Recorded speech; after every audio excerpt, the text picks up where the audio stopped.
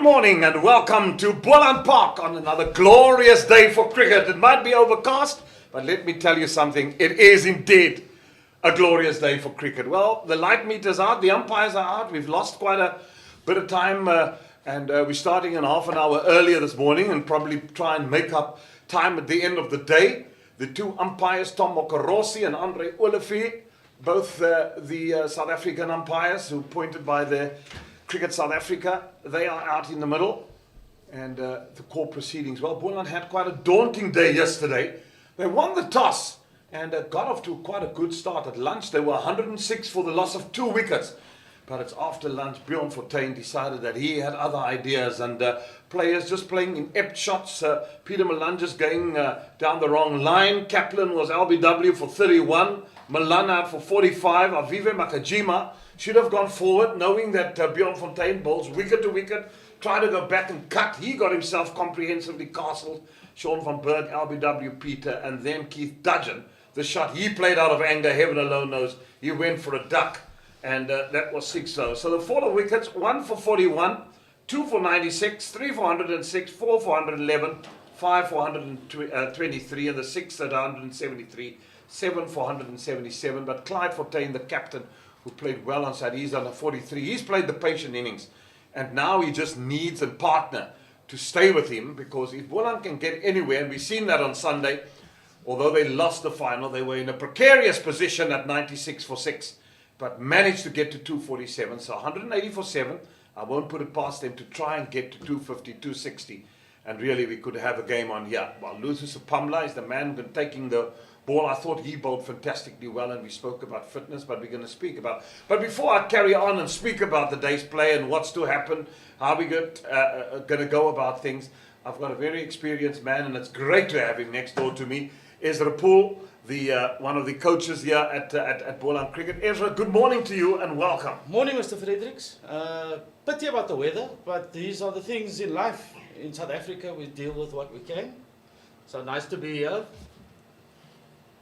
Yeah, good to have you here. Your impressions probably about the day's play yesterday. It must have been a little bit disappointed. Thought you had the initiative, the Boland team, and then just lost your way a little bit. No, 100%, Jeremy. I just think that at 106 for 2, we would have thought that we would bowl on a proper total. But what we have noticed this year is, especially at Boland, wickets seem to fall in clusters at the moment. So we've lost, say, 4 wickets. Yes, with some poor shots. But then also, we also understand the nature of the wicket. So today, we hopefully, like you said, we'll try and get to 50 and set one proper foundation, and so that our spinners can then come into play.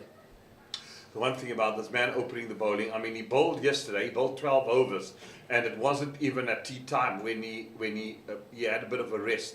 But what I'm admiring about Luther Sapamla, when we talk about being bowling fit, he does have the ability that you can use him on a day where he can give you 16, 17 overs, which is normally the pack.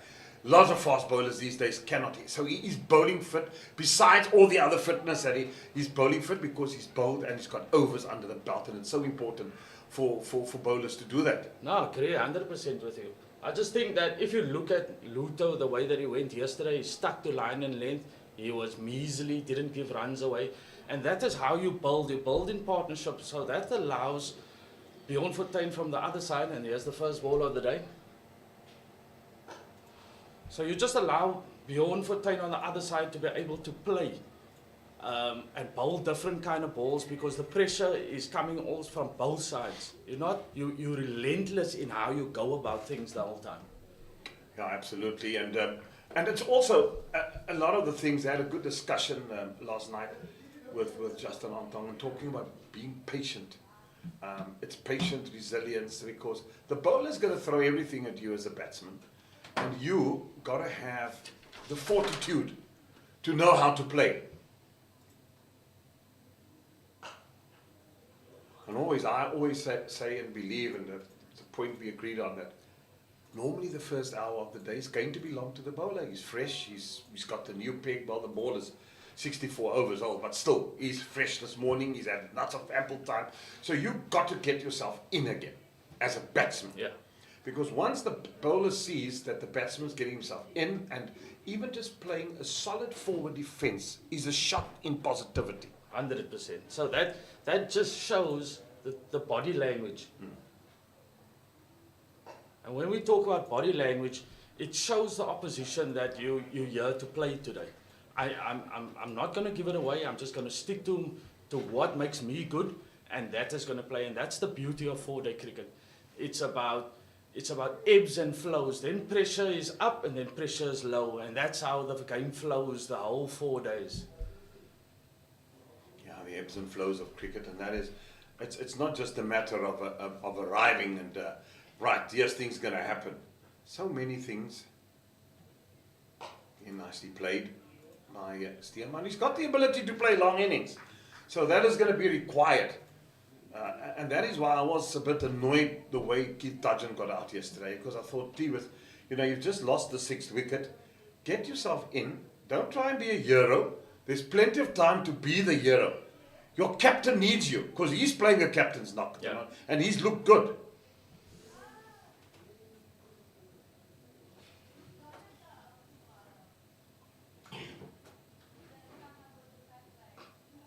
First run of the morning, down to a wideish fine leg. The score will move on to 181 from where it's been.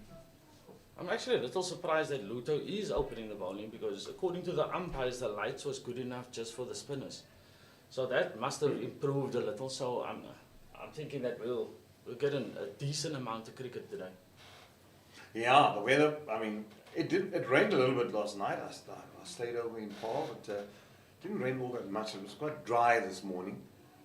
But yeah, it's very gloomy at the moment. A lot of rain has been forecast, but we all know what happens these days. I remember the good old days, and you played at Kingsmead many a time. Well, we commentated there many times, and you thought, what's that place down called Joe Cool's? Remember? Yes, Joe Cool's. Okay, yes. Here we go. You get back to the hotel, you open that curtain, it's hosing you there. No play today, and it's almost like a little devil on your shoulder waking you up at 6 o'clock. You open that curtains of that hotel room, and you see, my goodness, no, do I really have to go to work now? Yeah. It's happened, and we made that mistake not once, often. 100%. Joe Cool's, if that place could tell a few stories, I'm telling you, there's a few cricketers that will be in trouble. Yeah, definitely. There would be a few. And as they say, what goes on tour, stays on tour. 100%. But you do have that geitjie so in between? Yes. Wat sal uitpraat? Yes. You do have a geitjie.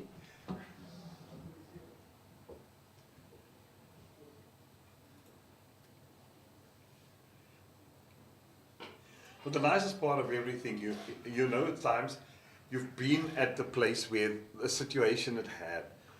5 years later, someone comes and tells the same story, but it has a tail on from here to flippin' Mossel Bay. No, you're you're right. a good chuckle. No, you're absolutely right. The wicket just looks nice today, Jeremy. I think with the moisture and stuff, I think it will just slide onto the bat. That's nicely played. Oopsie, Pamela does well to cut it off.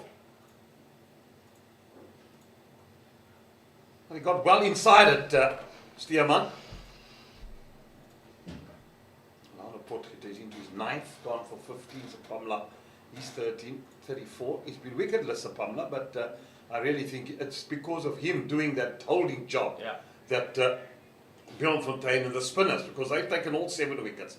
Fontaine's 4, Darwood has taken 2, and Peter 1. That's why it's such a surprise for me, because I would have gone straight to the guys that you feel can break this partnership before they get settled. I think that is such a vital thing that the captain's got to recognize at certain times in the game that this is the time for my strike bowler to come in now. Because all you're allowing now is, if we play properly as Boland, by the time that beyond them comes on, they kind of seen it, they're in a little, they had the feel of the wicket, the day, the weather. But don't you also think that I hear you and you're making a valid point. I'm just trying to. The other opinion would be, well, it's been overcast. You know, the wickets are sweated a little bit. The ball is a bit older. It will still be moving around. There, you look conditions underground. You look conditions upwards, and you say, well, this is conducive for seam bowling. Never mind if this wicket is turning or not. And maybe this morning, just one or two we could nibble out. No, absolutely. That's why we say there's never a right or a wrong in cricket. But it's just a gut feel that you get. Yeah, you're raising such a valid point. Someone asked me the other day, I was sitting in the final and was sitting downstairs inside here in the box, and you watch the game, and then suddenly you just get the gut feels this and that is going to happen, and you sit next to someone and you say, but how do you know this? And exactly as you say, no, you just get a gut feel that you watch certain mannerisms, how each batsmen are getting at the crease. You look at sometimes the tardiness of fielding, you know, when pressure's applied, you know that something's going to give. Either the release shot will go for 4 or you're going to get a wicket. So that's what cricket's all about. It's all about bowling pressure. And I think the luckiness we have is watching 40 years of cricket. Yes. I was just going to make that point now, Jeremy. It's not like you've watched just a handful of games. You've basically looked at the storage full of games. So I think sometimes, yes, it just, you can basically read, if you're good reading body language, you can understand that at this moment in time something has to give you. It's either a boundary, like you say, or the batter is going to lose his wicket.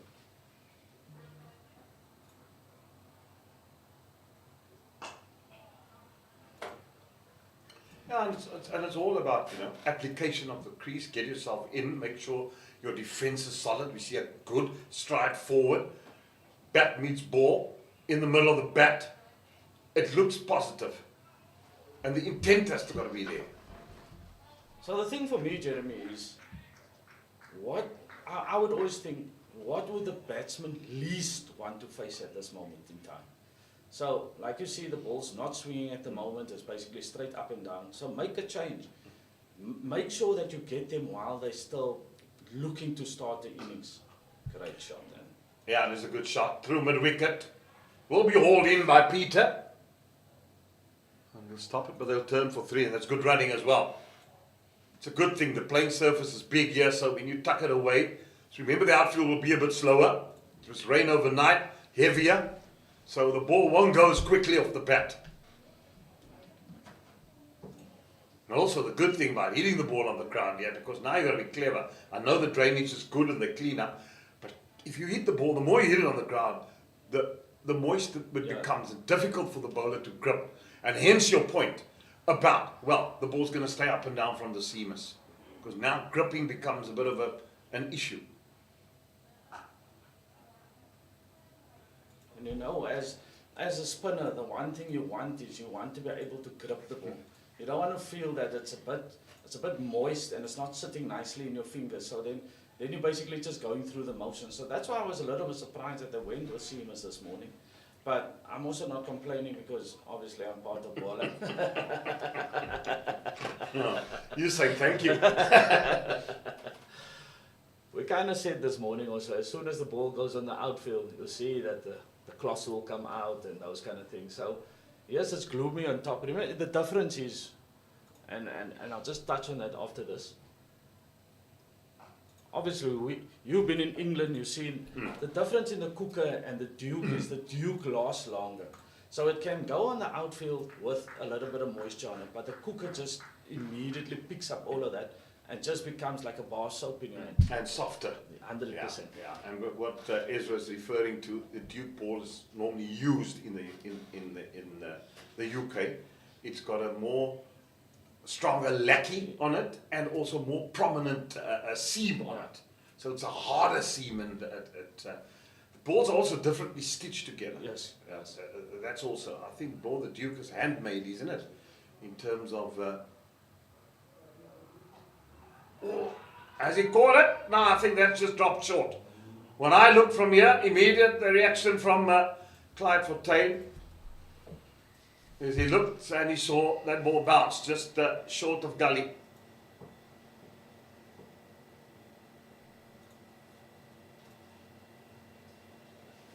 Where the cooker ball is, and it's much more redder. Eh? Have you seen Yes, it? yes, It's yes. a darker red on the Duke ball.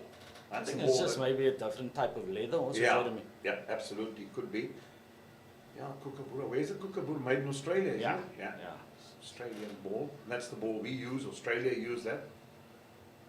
But I know there was a time in the county circuit, sorry for Mm. coming in like that, that they use cookers so that the people could get used to it. But when the cookers were used on the county circuit, we found that the scores was astronomical. So it just shows the difference between the two balls, the cooker and the Duke. When the Duke was reintroduced again, you found that the scores dropped again. It was 300, maybe just below 300, because they were using a different ball. Cookers, 450, 500. Obviously because the English are not used to it. And it doesn't swing as much. And then also, you know that little medium paces that just puts it on a spot and hope that the ball does something or the wicket does something. So they then become just military medium. Mm. Sometimes that can be, I think in your own condition it's advantageous, but when you're touring it could be to your disadvantage, because if you look at, you come from England where the pitches are a bit softer, because how cold it is in winter and all the amount of rain that falls and the snow and all that. So early doors it's not, and I'm not saying, yeah, you get beautiful batting wickets. I mean, you go to Taunton, Somerset, you can roll that thing up. And take it with you all over the world. And it's a postage stamp there. It's a small field, so you get a lot of runs. But what I'm saying is sometimes for an English bowler, that's why the English like to come and play here in summer. Yeah. Because if you play here and in Australia, you're going to get harder pitcher, you're going to get bouncier pitcher. So the cooker gets used to effect because quick bowlers bowl a shorter length. Yes, naturally, yes. Yeah. Oopsie. And then after that, you can use your McGraths and your Vernon Philanders and say, right, if things are not happening and the bouncy ball at the Donalds and the Staines are not picking up wickets early on in the innings, you go to a Vernon Philander and you say, right, first change, there we go, son. There you go, surgeon. Yeah. And all he does, he nibbles it and nicks it off. How well was he at that? Oh, unbelievable bowling attack where there was such a lot of variety in that bowling attack. You got Dale Steyn was quick, swung the ball. You had Vernon that was on an area that nibbled it off the seam. And then obviously the big man, the tall man, coming through at throat level, back of a length. Awesome. Now morning Morkel. Indeed. Just looking at it, I'm just looking at the body language of the Lions team. There's not much chatter going on. So I would have thought that obviously 185 for 7, you're basically on top of in the game. So maybe they're thinking that maybe this change could take place now and bring on the spinners. Now he's been gun barrel straight, hasn't he? Yep. Potgieter.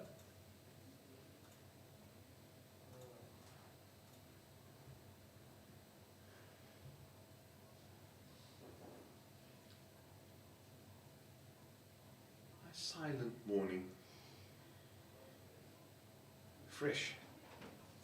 What was interesting is also to look at the other games, Jamie, and the significance of those games. We looked at Western Province bowled at the Titans for 200 and odd, and then they were a little bit on top, and then Western Province lost 3 early wickets. But the game that obviously intrigues everybody at this moment in time is obviously the Warriors and the Knights, and that could be a very, very interesting game. Well, the Northwest team has recovered nicely against the Dolphins. The Dolphins find themselves in 5th position on the log. That's for starters. But Northwest still batting. They're 305 for 7, eating into the second day there. Surprising thing is that we've had 2 days of cricket. We've the second day of cricket at Hollywood Bets, Kingsmead, which is nice, and they'd be happy. Then we go to the Western Province are 86 for 2 in reply to the 225, and out of that 225, Leandre Pretorius got 100. Oh, Jeremy. What a discovery for South African cricket. It'll really be good. So the two batsmen out for Western Province is De Zorzi and David Smith. Daniel Smith, yeah.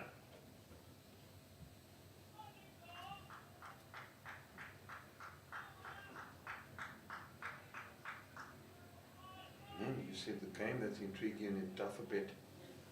Warriors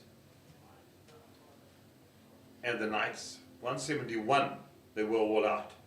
The Dufferbet Warriors and the Knights are currently 65 for 5. So why I'm saying that's intriguing is both of them are sitting at the bottom of the overall log, well, close enough to each other. So whoever wins here will, in that game, if they'll shoot the Warriors, you can add maybe another 20. They will come somewhere here, the Knights will basically stay where they are. So then if they do win another game, they can get themselves out of that relegation battle. So it's the way things are going now, Western Province themselves find themselves in that situation as well. But will there be a relegation this year? I thought that they were looking at the system for next season to actually make sure. I mean, it would be a sad day for South African cricket, I mean, to be honest with you. Yeah. If a team like the Warriors and Western Province or Dolphins are relegated, it shouldn't be. The system should be where you have I'm still of the belief with cricketers around and the interest you want in the games. Just go and look at the systems, and you played in it when we formed the United Cricket Board of South Africa. There were 11 provinces with the B team, and goodness me, there were plethora of cricketers. Yeah. A lot of cricketers around, even at B team level. So at that time, when you were in the B division and you were a province by itself, you were allowed to play in the Standard Bank competition, yes, as it was at that particular absolutely. time. But then you also played your 3-day cricket in the B division. Now, if you think about it now, we have these 7 provinces, teams. 8. 8. Over the top of the gully, and it's gone for 4. First boundary of the morning. Much welcome for Clive Fortuin. And has he moved to 50 or has he moved to 47? He's moved to 47. So now we find that there's 8 teams. So for me, you also got to look at, if you do not have cricket, say in the far north, in the Paarl, Mpumalanga, do we then miss out on a Dalestein that came from that particular area? Or do we say that we have to go strength against strength, and that's how we're going to improve the cricket? I still feel that promotion and relegation, or even although the changes, should still be there because it creates a better standard of cricket. There's something to play for. Yeah, but now I asked the question. Now you talk about you've got Gauteng, you've got Northwest, you've got the Titans. There's 3 teams in one region, and then you're talking about Limpopo. Is it fair that there must be 5 sides from one region in this competition? We've got to look at to me and then what you find is, right, now it's promotion and relegation, the Warriors go down, I make an example. Yeah. Then those players, the good players, they migrate to the Warriors out of the Limpopo region and that, because they're just seeing there's opportunity. Yeah. Or the Warriors players now all leave the Warriors and they go and play there. Why can't we have a system, I'm saying 8 or 10 teams with a B team and you create, because it was strength versus strength then in 1991. After unity, right up until 2000 and odd, there was strength versus strength. It's only the last 10, 12 years when I would say the standard of cricket hasn't been as good as what it was then, even now. Now, I mean, the system worked then, because every year we have a Coca-Cola week, and there are Thousands of kids. I mean, you have 350 kids in a week. Now, you save out of the 350 kids, surely 60, 70 kids of that can be snapped up by all the provinces around South Africa, whether it's going to university, and you can't tell me there aren't 70 good kids out of 350. I'm just making, I'm not playing numbers, and I'm trying to be, I'm trying to be as diplomatic. No, diplomatic. I'm reasonable, and I'm trying to just figure out. Okay, if 60, say 66, that's 6 teams of cricketers with that you got in the system. So that is why I'm saying I would go for a between 8 and 10 tier system. Right? Who do you put in? Say right border, and you make sure that there's properly wrapped. So then another team. What is it going to be? Easterns. So you get a team, Easterns, Limpopo, whatever, one team there, and those guys fill in there, or is it going to be Griquas and Free State on their own, or do you say, I mean, those ramifications. But right, let's say, right, our concentration is going to be 10 provinces. And that's it in South Africa. You're not going to bother with division, and each province has a B team. Yeah. That's it. And that's where we're going to concentrate our money and our energies around that. On the 10 teams in the system.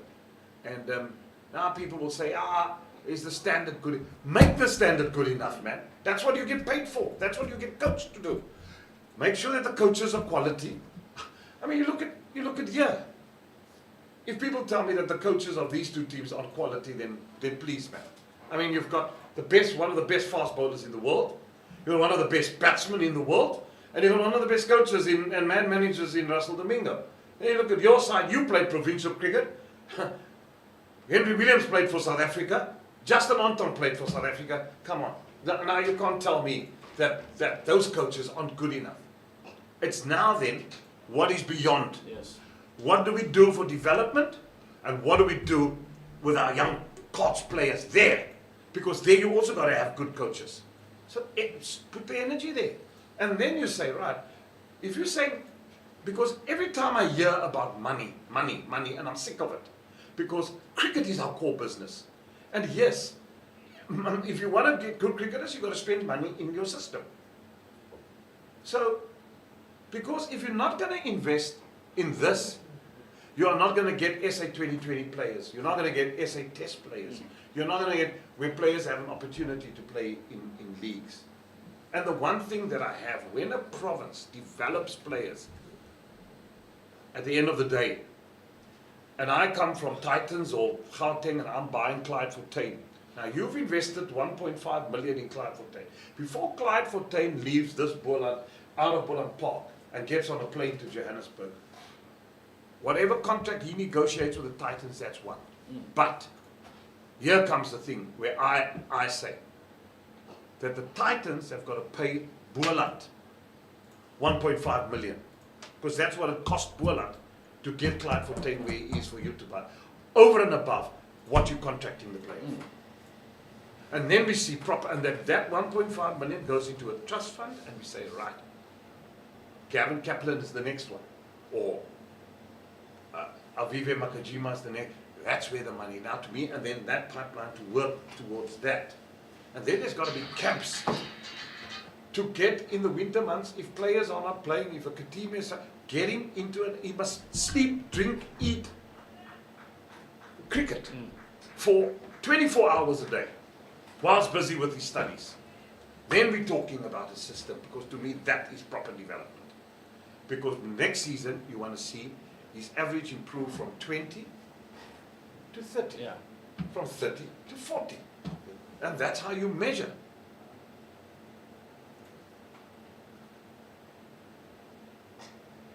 So where I can add on what you're saying is, when you have the 8 teams or 10 teams, you have to be able to create an opportunity so that they can showcase their skills. So you cannot have, like for instance, where the Colts play 5 games for the year. So you got to create more opportunities, which means it's more games, so that it gives whoever's not in the first team, gives them an opportunity to establish himself and learn about what it's like to play the longer version. and how they come along. So opportunity for me is really important. We cannot have 8 teams and then play only 7 fixtures. That for me, it's No, it's going to be a double round. So yeah. if you're 10 teams, you're going to play, 9 games you'll have?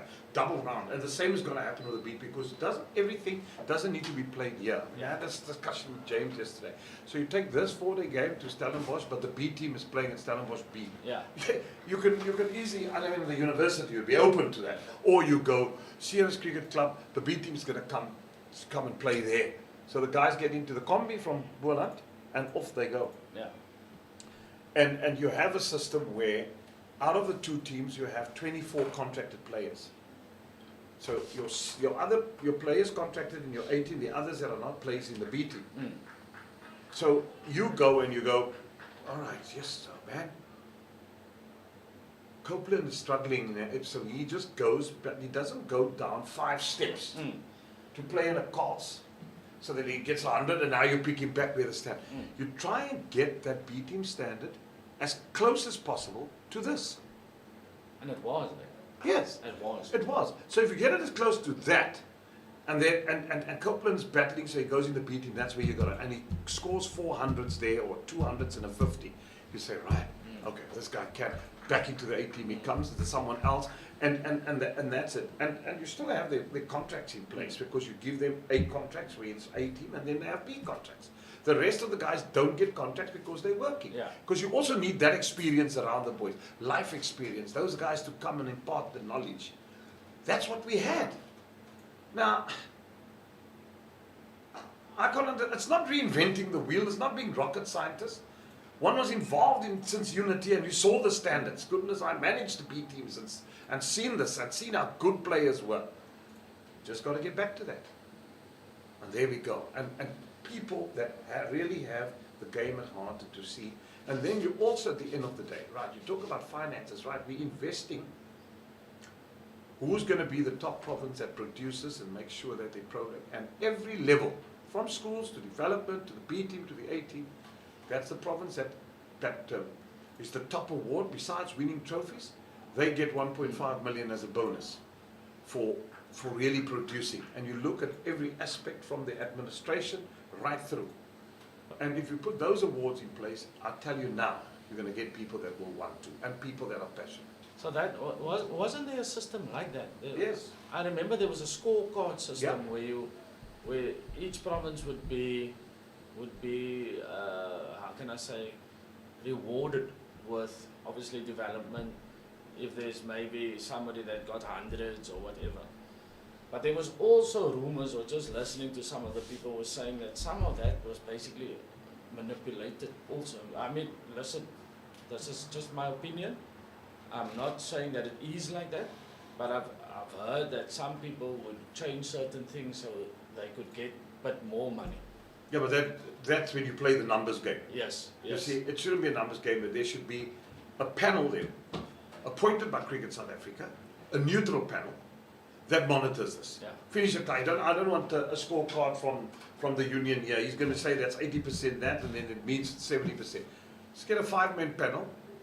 They look around the provinces because it's easy to see. Yes. It's a simple exercise to take, and you just go around, and now and then they visit the provinces, they see it.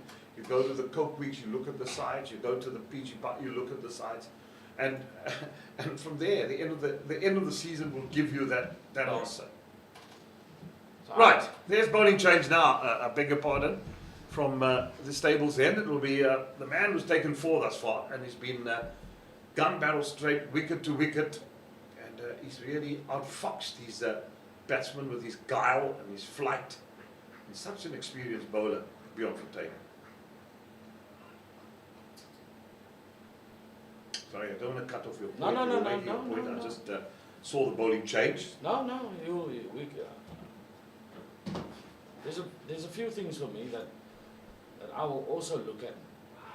Oh, Paarl, he says no. Umpire. Take a run. Well, they can come back for 2. Should have done that. A little lazy running. Don't score on the board, but leg by shown. You just want to. Not everybody is going to make it through the pathways or the pipeline. So if you also involve the universities in everything, technicons and all of that, there is life after cricket. So that you got to ensure, because I'm making an example. So you do maybe administration at university, do a degree in public administration or whatever it may be, and then you then become an administrator that can give back to that union in some sort of way. And I think that is where the relationship in South Africa is kind of broken, because a lot of the ex-players, yes, they go on, but they would like to also help to give back into the system. So we should maybe create like a provincial. Oh, a chance gone a begging, has it? He advanced down the wicket, missed it. Yeah. Keep it in, gather it. I think that's a chance. And then just have a committee where they sit and discuss ideas, because that's how you go forward. It's about people sitting and brainstorming.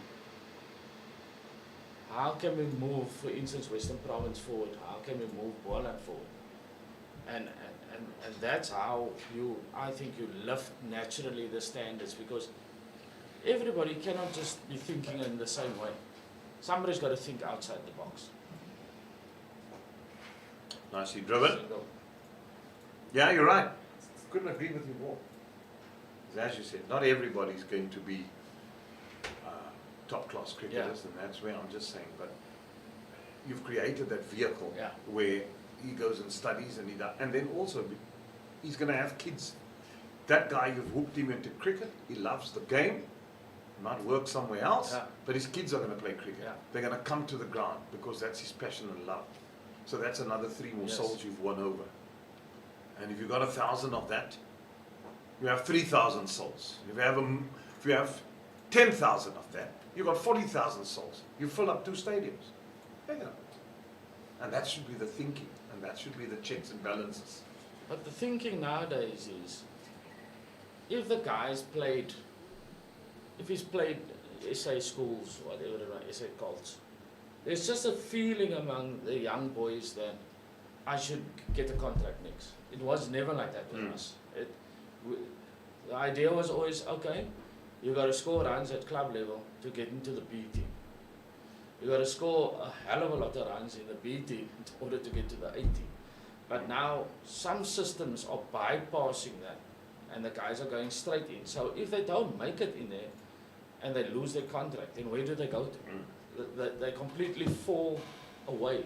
Whereas that experience could be used, like you say, maybe at club level and also at B level. It would just make sense to me.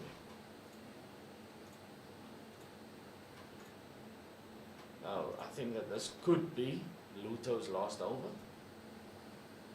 It'll be interesting to see if they bring on one of the leggies from this end. Bjorn Fortuin has already come on, and it just looks like something could happen for him.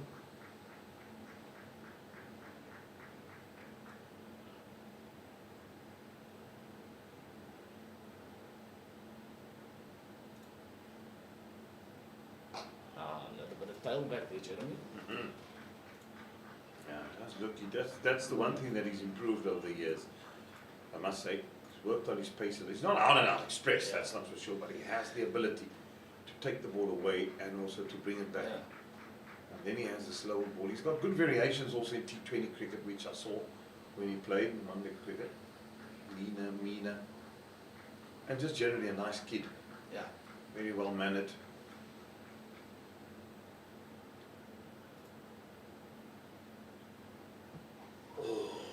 Again, inside edge. So lovely action too, doesn't he? Yes, reminds me a lot of his bowling coach. Just nice and smooth, the run up and everything. But if we look at South African system the way that it is now, and the players that are available, I think that's maybe somewhere that we miss the opportunity of how we're going about selecting.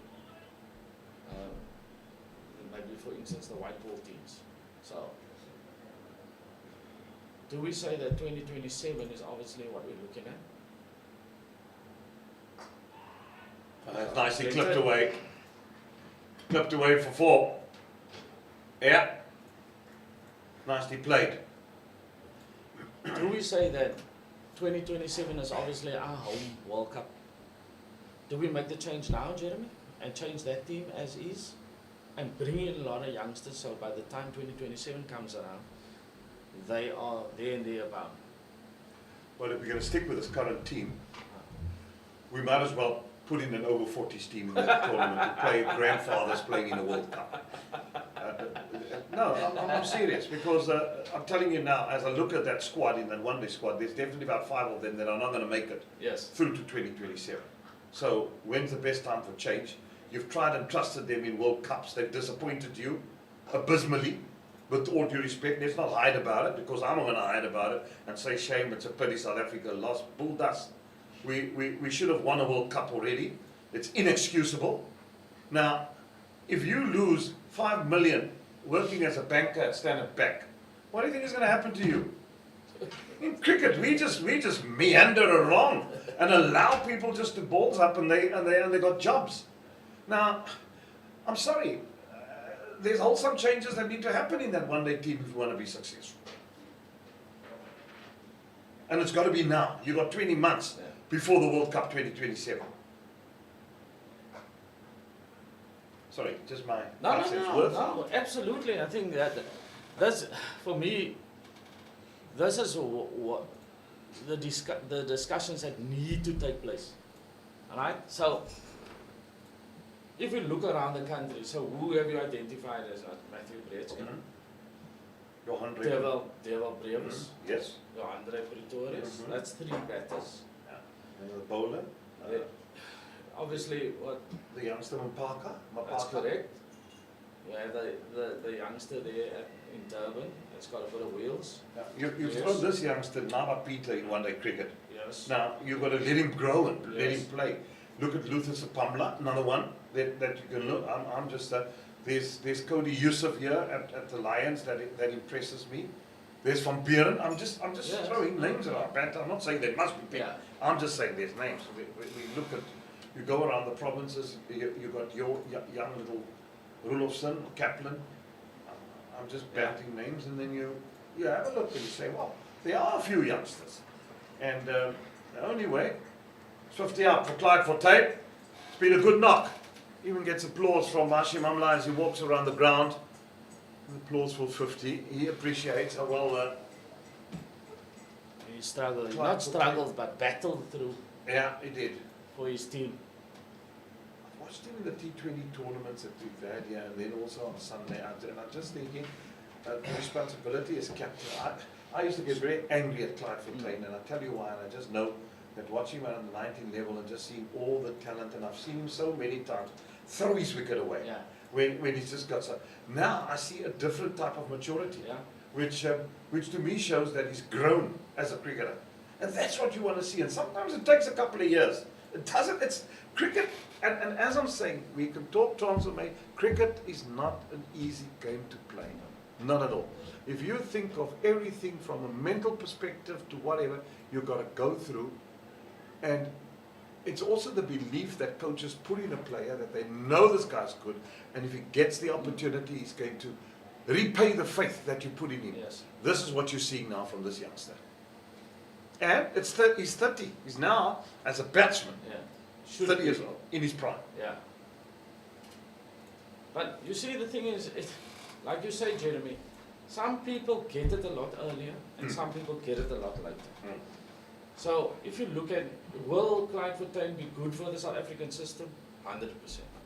So for me, the way that he goes about playing his white ball cricket also is he could possibly also be in the mix. Who knows? Yeah. So like you say, that's the nice thing about cricket. So the chats and all of that suddenly comes to a point, and the light bulb goes on, and he just becomes a different player. The way that he thinks now, because there's more responsibility about the team. You don't want to let the team down. I'm in there now, fighting for that. And those are the kind of things, because people obviously spoke about him for many years, saying that this guy has so much ability, but just doesn't seem to put the numbers on. And they're correct. But just what we've seen since giving him the captaincy has just changed everything. And he's married now. The wife brings also, that also sometimes plays a role with cricketers, isn't it? Jy kan loskom wees when you're not married, yeah.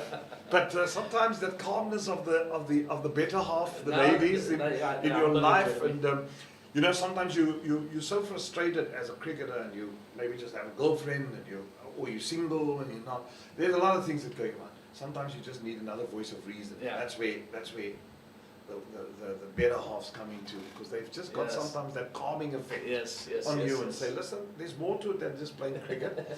Relax now, have a glass of wine. Tomorrow it's another day, and then you sometimes, I know as cricketers, and we were talking about managing, and also that you go on tours and these guys are away from home a long time, and you can sometimes pick up that it's not the ability to play cricket, but now suddenly you look, if you're a good manager, that these guys are homesick. Yes. And that's the time where you just go and have a chat, a different chat. Yes. Say, listen, on an off day, can we meet for coffee tomorrow morning? How are you doing? Yeah. Is things going okay? How's things at home? And sometimes you find guys open up, and they just probably just needed that fatherly figure, and that's what wives also bring to their husbands in terms of that situation. So, yeah. Suddenly the rest of the tour, and then you see, wow, guys scoring runs out of nowhere,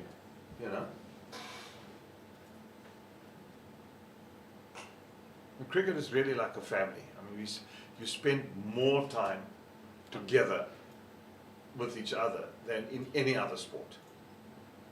In golf, you're alone. Tennis, you're alone. Rugby, the tours are quick. It's 80 minutes, you've gone out of here. Here, you spend days with each other. You play for 4 days, number one. The preparation probably started 4 days before the game. Yeah. And there we go. So that's 8 days of your life. Next week, you're on the road again. You're another 4-day game. So you spend out of the year, and then it's pre-season training or whatever. There's 365 days a year. You're probably together for 260. Yeah, that's you're just breaking the numbers down, which is actually, people don't realize. They think that you just come and you rock up and that's it. Coming back to this game here, I think that this is very important for Peter to understand. Yes, a lot of people see him as a white ball cricketer, but in this game, he's got to change. He's got to change his pace. He's got to be able to loop it more, and that will help him go forward. So people underestimate the value of 4-day cricket, of long cricket like they call it. So he will learn to understand, okay, if I try maybe a little bit of this, and if my wrist is in a better position, maybe I ought to change my pace a little bit more. And that's how we grow cricketers in South Africa. You give them a platform like this and play. Yeah. But you also have to have something that you're playing for. So that incentive, be it money or whatever you might think it could be, is also important. It's just the way that it works out. Yeah, and he's still very young. What, he's in his 20s? Bowling leg spin bowling. Oh my goodness. You look in 4 or 5 years from now, if he continues, as you were saying, and progressing, he'll be a wonderful leg spin bowler. There are a few of them around. You've got this Dowd youngster as well, which I like.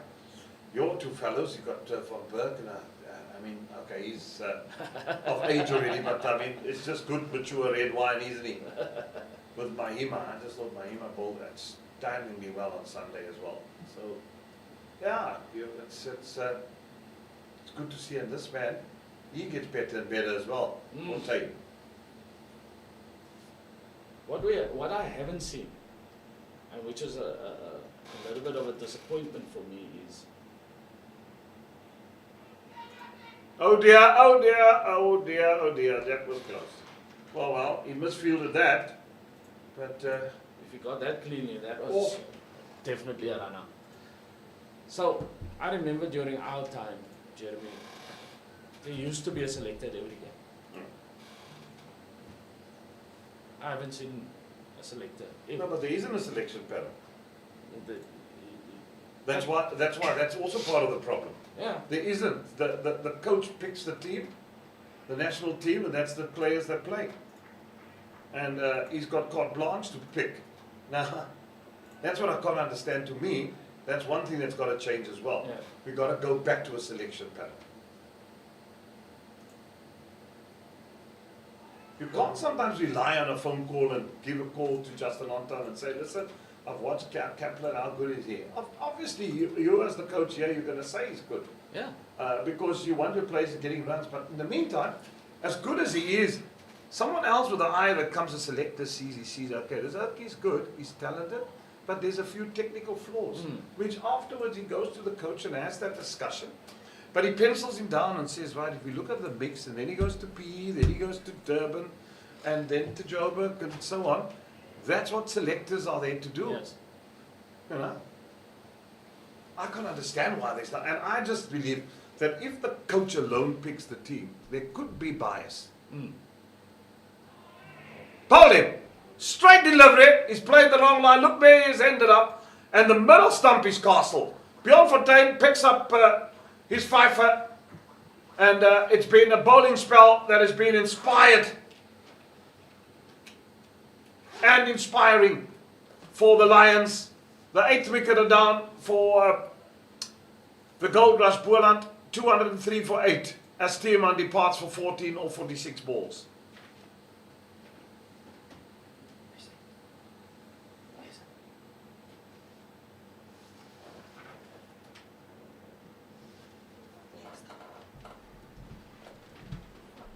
Just looking at that, I just think that Clinton Seaman just played the completely wrong line there, because that looked like it's taken middle pole out of the ground, and he's looking to defend on leg stump. But this could be interesting, Jeremy. I've seen this guy play a few shots in the net, and I'm telling you, he hits some proper shots. Well, it'd be wanted because he's quite attacking and entertaining. What's the guy from the West Indies? He reminds me of him. Oh, Who can also bat a bit, the spinner, the off spinner. Is it Rakeem Cornwall, eh? Yeah, Kim Paarl. Yeah, he's got that build.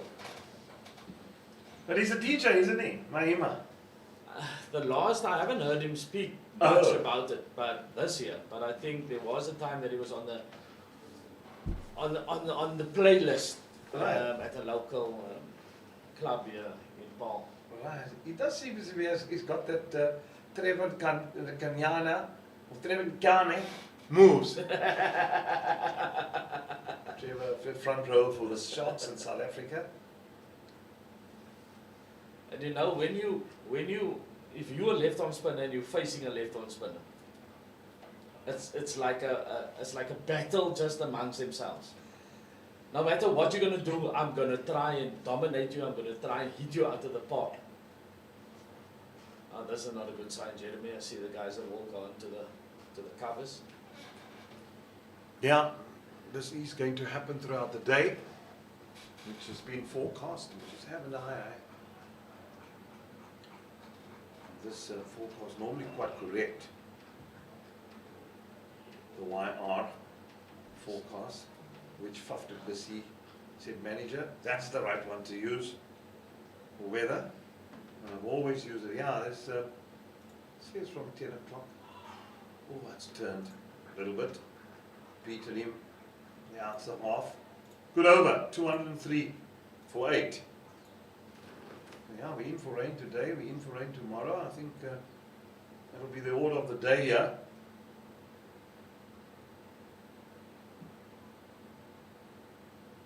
So, to see what happens. The groundsmen are already.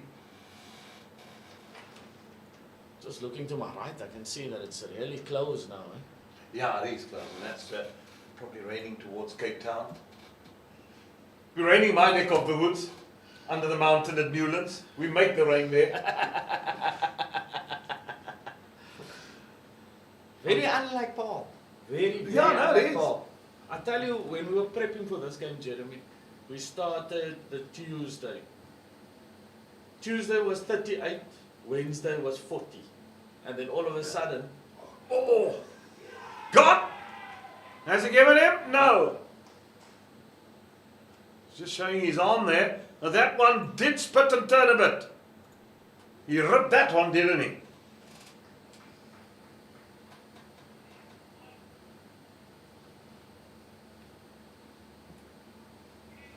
I think this game is going to move forward at a hell of a pace. Because just looking at that, and with our spinners also to come, so it's going to be an interesting. It's going to be a battle of how you play spin, how patient you are. And that's why I think it was important that you guys are saying 250, get there if we can, and then suddenly game on. Because as good as this Lions team is, a lot of the players are not really loving and wanting to play spin bowling. It because it causes patience. It just shows you talk about one-day cricket. Guys get told you dart it in at one-day cricket because you must go and run a ball. Yeah, you've got so much more to play with because now you have some more variation you can use. You can give it air. You can bowl it short and rip it, you can bowl the googly, you can bowl the other one. You can set the field accordingly. Yeah, that's a short one that I've just spoken about. And yeah, you can set the field accordingly. There's no restriction on fielders on the boundary and those type of things. It's just on the leg side. You're not allowed to have more than two behind the batsman on the leg side, which could be called no ball. Yeah, I was even a short leg. Short leg, silly point, slip. I love this. It's to me as that. When last have we seen this? He's not going to be wanting to be bowled in. And I think that if it's anywhere close in his zone, he's going to go for it. Short cover in as well. Mid off, mid up. Mid off, mid on, in the circle. Wide gully with a solitary slip. And the point fielder more in front of point than what he's at point.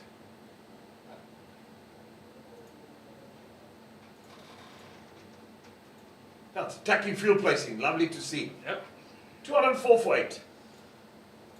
That's what 4-day cricket's all about. Best game in the world, Jeremy. Best game. 5-day test cricket, 4-day cricket, best game in the world. And the nicest thing is you watch how things unfold day by day, session by session. And that's so good about this form of format. And it's this format which gives you the foundation to play the other formats, not the other way around. Yeah. You can't be a T20 cricketer and think you're going to play one-day cricket and test cricket. It doesn't work that way. It's just such a massive change, just mentally. Yeah. The environment. And that is why you get certain players in the world that can adapt to all the formats. And they adapt with a plot. They know tomorrow it's a 4-day game. Their preparation is different. They get into it. Yeah. It's more of a thing that you guys have got to teach these guys to adapt. Because they're still so young. Yeah. And it's young minds because they come from that one-day mode and you've got to get them into 4-day mode again. So with us, we finished the final on Sunday. Obviously the players had the Monday off, and then Tuesday, Wednesday is all we had to prep for the 4-day game. So obviously you're thinking about the mindset and that stuff, what's going on. Because now it's about being defensive, leaving well, building an innings. Not just, okay, let's go, and you see it somewhere in my zone, I'm driving at it, or I'm trying to hit it over the top. Or it's just that's the beauty of this.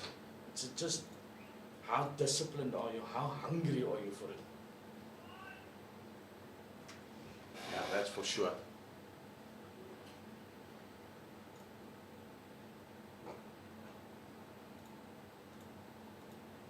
And just to see, it's almost like it's a cat and mouse play between bat and ball. So they know that Clyde Fontaine is looking to try and get a boundary somewhere. So how are they going to go about this? What's he going to do? Who's going to break first?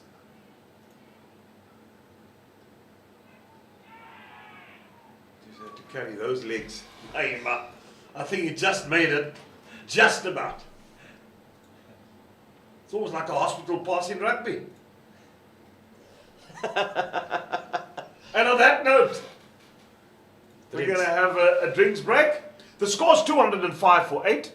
78 overs have gone. There's 2 overs to go until the second new ball can be taken as well, if they do want it. But we're going to have a short break and we'll be back shortly.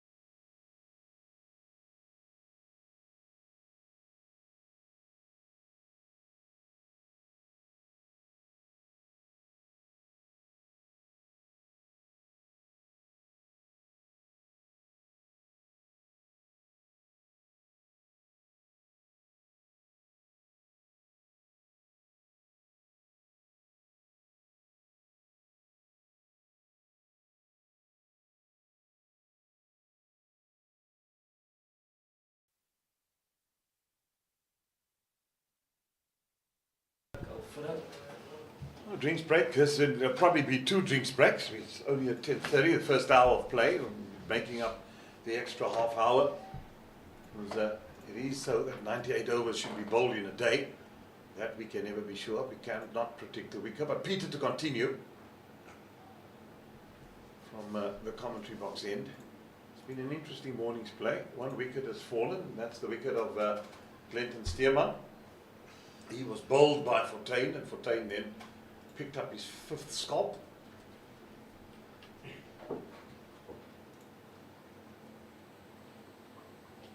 Nicely swept. He does sweep quite well, Clive Fortuin. He's got good hands to the ball, that's one thing. Quick hands as well. It's not everybody that could sweep. He's one of the good sweepers of a cricket ball. I think it's recognizing the line, Jeremy. You know, sometimes people premeditate the sweep. Right, I'm going to sweep. Then the line's completely wrong. So it's got to be an instinctive thing and not just, okay, I'm going to sweep now, I have to sweep. So I think that is also one of the learnings that you take from 4-day cricket, is to understand that in white ball cricket is kind of expected that you've got to be able to sweep, reverse sweep, all of those things. But here it's just about, especially at Boland, it's about playing straight for as long as possible. Yeah, the sweep is just to probably, as you said, you sweep proper line, you just get the bowler thinking. Yeah. And then he drops one short, you cut it away or you can pull it away for 4.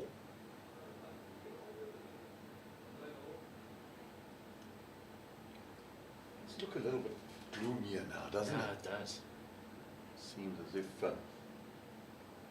weather changing the field, short cover comes back into position.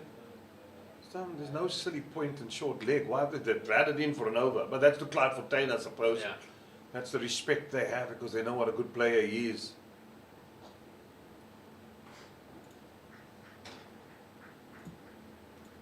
It's no longer Fortuin, is it, Jeremy? It's Rees Fortuin.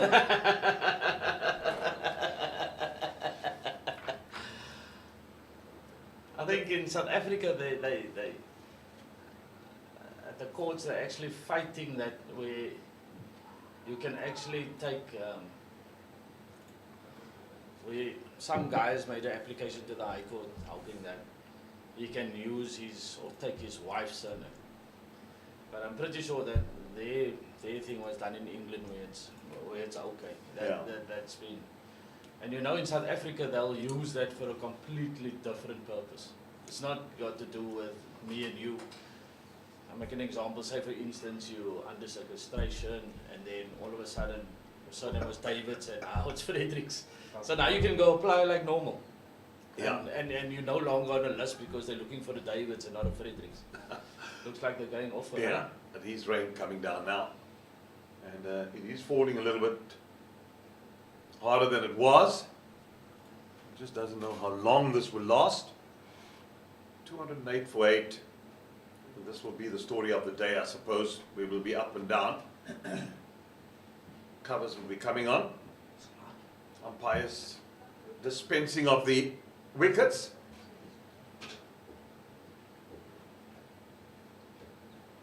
And I thank you for coming to help out this morning, standing in for that long-legged giraffe. Don't know where he is. He's just got AWOL. But we'll get him tomorrow morning. No, I think he'll still, maybe there's just something that came up today that he had to deal with. But hopefully he'll obviously be around here later on. Loves the Boland. Loves the Boland. Does, doesn't he?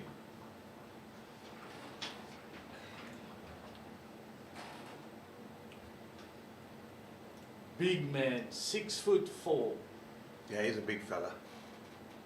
But the one thing about him, Jeremy, is you know that his heart's bigger than 6'4". Oh, absolutely. Very, very soft-natured guy. If Too you soft, look at him, yeah. yeah. And too much of a nice guy, I think. Eugene Molian. Lovely fella.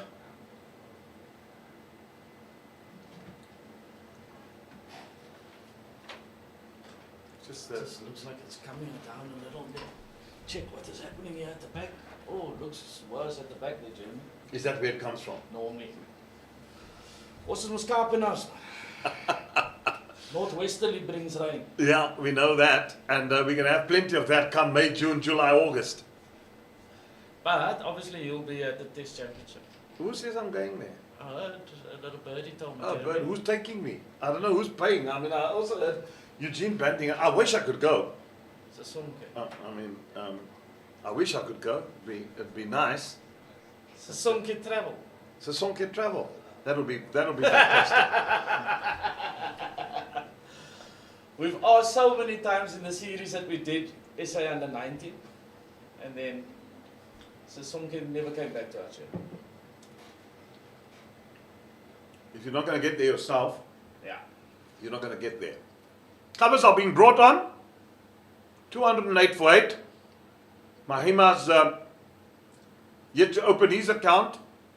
Clyde Reese Fortuin has played magnificently well for his 57. Fortuin has been, Bjorn Fortuin has been lovely. 31 overs, 5 maidens, 5 for 75. And Naba Peter, 1 for 25 in his 10 overs. We're going to go for a break. And we'll keep you updated on proceedings here at Boland Park. But for now, the rain is coming down quite steadily and play has been halted. Until later, cheerio.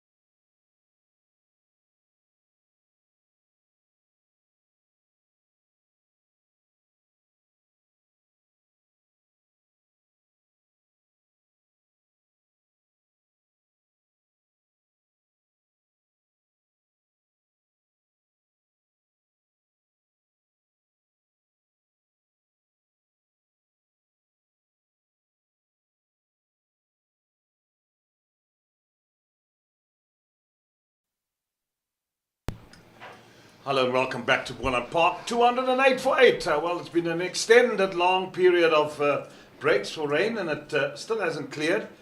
It's 208 for the loss of 8 wickets. 1 over to go before the new ball. The light is getting a bit more gloomier. Umpires just having a look. Players, will they come out? Remember, the reading has got to be the same as yesterday. So, what do they say? Why is the hands outstretched? Seems like they're all ready to go and players to come out. Batsmen coming out. There will be 38 overs left for the end of the day's play. That is what is left for today. And so I presume we will start at 9:30 tomorrow morning again. Just to make up lost time. And with me is again Ezra Paarl, filling in for Eugene Molian, who we don't know where he is. He's gone AWOL. Welcome back, Ezra. Thank you, Jeremy. So, obviously, with the 4-day game, we'll start early, try and catch up with all the overs we missed.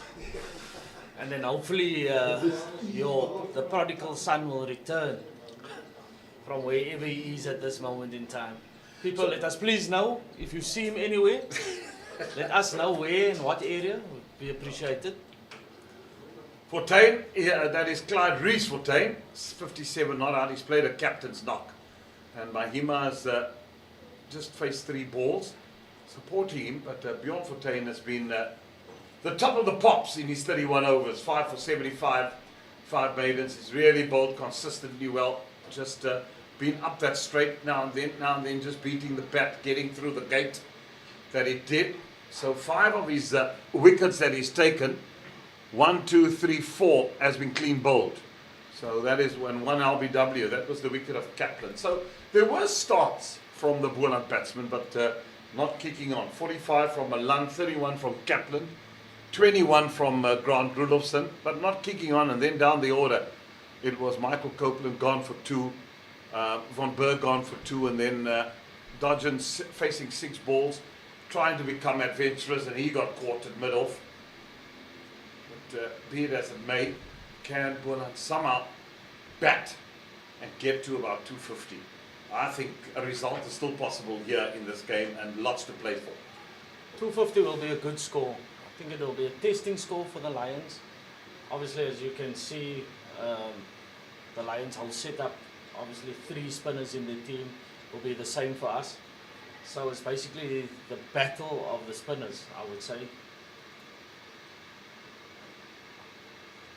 Immediately gets 1, get off the mark after the break. He moves on to 58. 209 is the score. They've achieved a run rate of 2.6. One stage when there were 2 wickets down. At one stage, Boland were at lunch 106 for 2. And batting at about 3.5 and over. And, we were talking about the 3+ factor, which Eddie Paarl always used to talk about. And then somehow after lunch, well, a cluster of wickets just fell, and that put Boland on the back foot. I think there's a few batsmen sitting up there now thinking about, if I just stuck around, I could have contributed in a better way than what they did.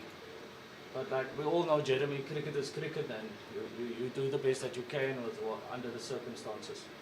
Well, they get 3 runs, and Mahima opens his account just with a nice little tickle. Yeah, some batsmen will be ruining the fact, and sometimes you just sit there and you think to yourself, what did I miss out on? Yeah.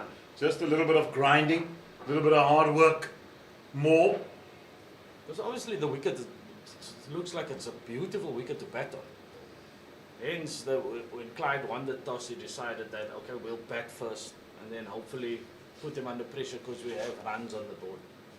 Well, it's all the application of the crease, isn't it? That plays a major role. You know, we spoke about it, and I spoke about it with Eugene yesterday. In the morning, you allow the bowlers to bowl at you. You allow them that freedom. But if you stay in until the afternoon, I tell you what, you're going to cash in. Here we've had stop-start, so you've got to start all over again. Yes. Although Clyde's on 58, he's played well, it's almost as if it's the new dawn of a new innings that he's got to start all over again because the break had been very long.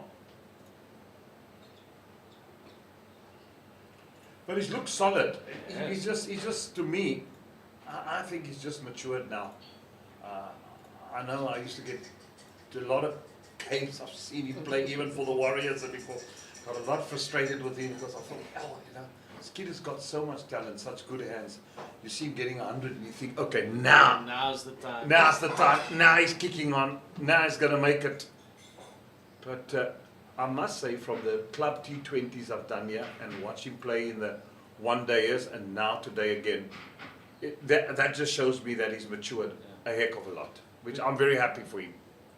Prepared to take responsibility for his team, and that's what the captain's job is basically to lead the way and lead your troops. And one thing I can say, like you say, the way that he's practiced this year, the way that he's communicated has been superb. You know, I think when we made the decision to say that we're looking at Clyde to be captain, I think there was maybe a few people that was a little bit doubtful because they're still thinking about the Clyde of many years ago, but it's changed his personality. It's a lot calmer, but then you also said that marriage does that, where the partner calms you down. It could be one of those things also. Yeah, and I mean, when you're young, you know, you're carefree. Just speaking to the match referee, Shonde Fritz, and she was just saying about, what is it with the youth of today? I said, yeah, Shonde, that's a long topic that we can have till late into the night about the youth of today. I suppose when we were youngsters, I always heard our parents say, oh, you're young men, so the young people of today. Yes. Abba Peters into the attack. And I just think just in rural areas, the kids in the city, I mean, they just pick up all the extra kilos and they sit in front of Xboxes and they don't move to greet you and they sit on their cell phones. Oh, out of it. Or they go to the malls, Jeremy, you find them hanging around in the malls. Doing what? I always wonder about that when you go to a mall. You know, just to be honest, when I go to the shop, it's for a purpose to go buy something and get out of this. I can't linger around in the mall. I don't know what this is that people love to linger around in malls. I think it's like, we used to meet a lot of people in Galaxy and whatever, and now they found a different place to meet people. You know, because clubbing is not a big thing anymore, I think, with the youth. I think it's just one of the things that is going to die away naturally. But we had some great times, Jeremy, in certain places, clubs around the country. I mentioned the Blue Note in P, loved a bit of jazz myself. Fifth Avenue in Kensington. 100%. Where you come from? That's on the correct. corner of the Groves there in 7th Street and 5th Avenue. Yeah, the Grove family, wonderful ballroom dancers. But once, like we spoke about earlier on, once CSA can bring people into the ground, that's when your love for cricket starts. And then it's an overwhelming thing for us that has been in cricket for so long. It's an overwhelming thing in the sense that as soon as cricket is there, you want to go watch. Be it whatever level it might be, you always tend just to gravitate towards that. Yeah, absolutely. Peter now into the attack again. Quick single. The short cover. Good stuff there. Just gets a hand to it. End of his over, Peter now. 214 for 8. We're just going to make sure that we get on the ball into the outfield a lot more. Because that causes it where the spinners don't get the grip that they're actually looking for. And that will maybe just make batting a little bit easier. And I think this is, we spoke about it in the break now, that it's all a matter of just rotating the strike. No need to take any risks unless there is a really bad ball. And just knock the singles and just keep them occupied here. They will have to go back to their seamers then. Well, one thing about Boland this season that one has admired, I'll go back to Sunday when you were 90 for 6, the fight back. I mean, at one stage here, we were 5 for 123, now 8 down for 240. Just shows the fight back. Yeah. That's good to see. That there's resolve, there's resistance. I think what we've done different this year to the previous year is we've worked a lot on culture, inclusivity, if you can put it like that, where we're playing for each other. You'll see also in certain games, the suite will be full of the wives and the girlfriends and those kind of things, and they organize like functions and stuff if somebody has a birthday or whatever it might be, or somebody just gave birth. So it's more of a family type of thing that we try to create at Boland. And I think that takes you a long way with cricket as well, because it's like you're playing for your brother. There's no playing for yourself, there's no selfishness, it's about the team. Yeah, that's a good culture to have.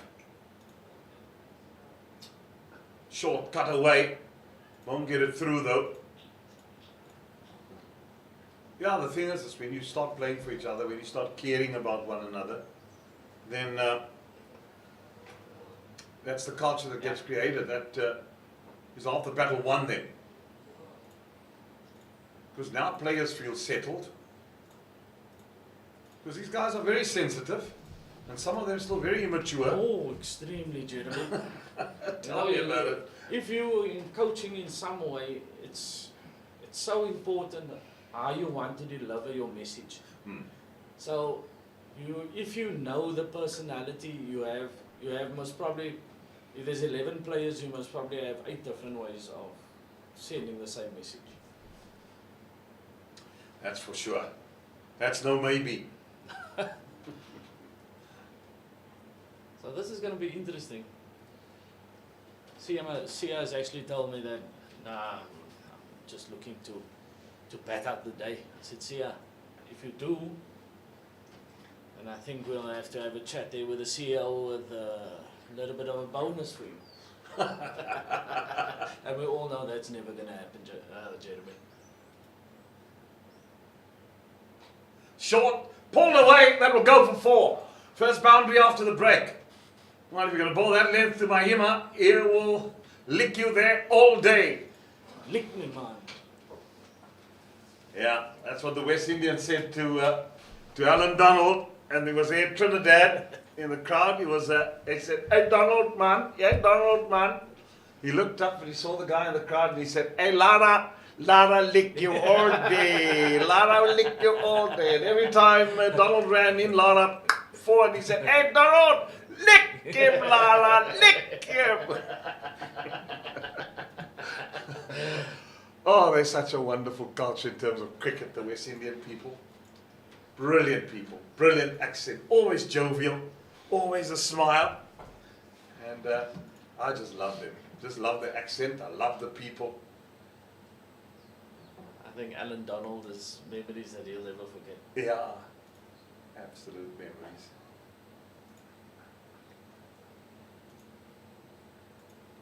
It was the same when Viv Richards walked in at Lord's and was chewing his gum cap on. And they bowled him a bouncer, or a vicious one, because he never batted with a helmet. Yeah. Sir Vivian Richards. Yeah, just an outside edge. There'll be a couple here. And he easily does it for Mahima. And he walked to him and he said, "It's red and it's round, you can open your eyes now." I'll tell you what, the next ball went out the ground, over the nursery end, and he said, "Yeah man, it's red and it's round, now fetch it."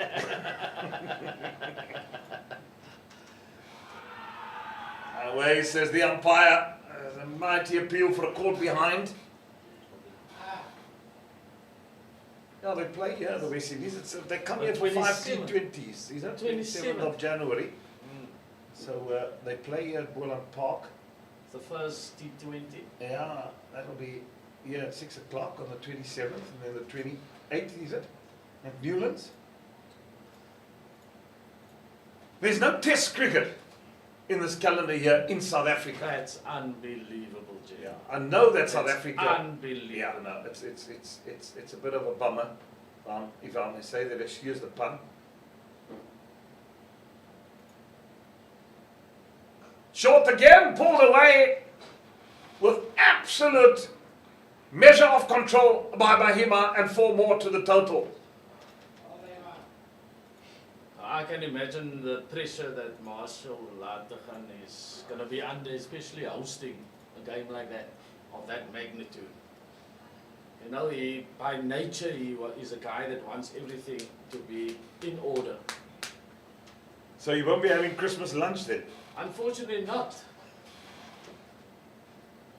But he's committed. That's the one thing that we know. The cause has always been Boland. Boland boer alles.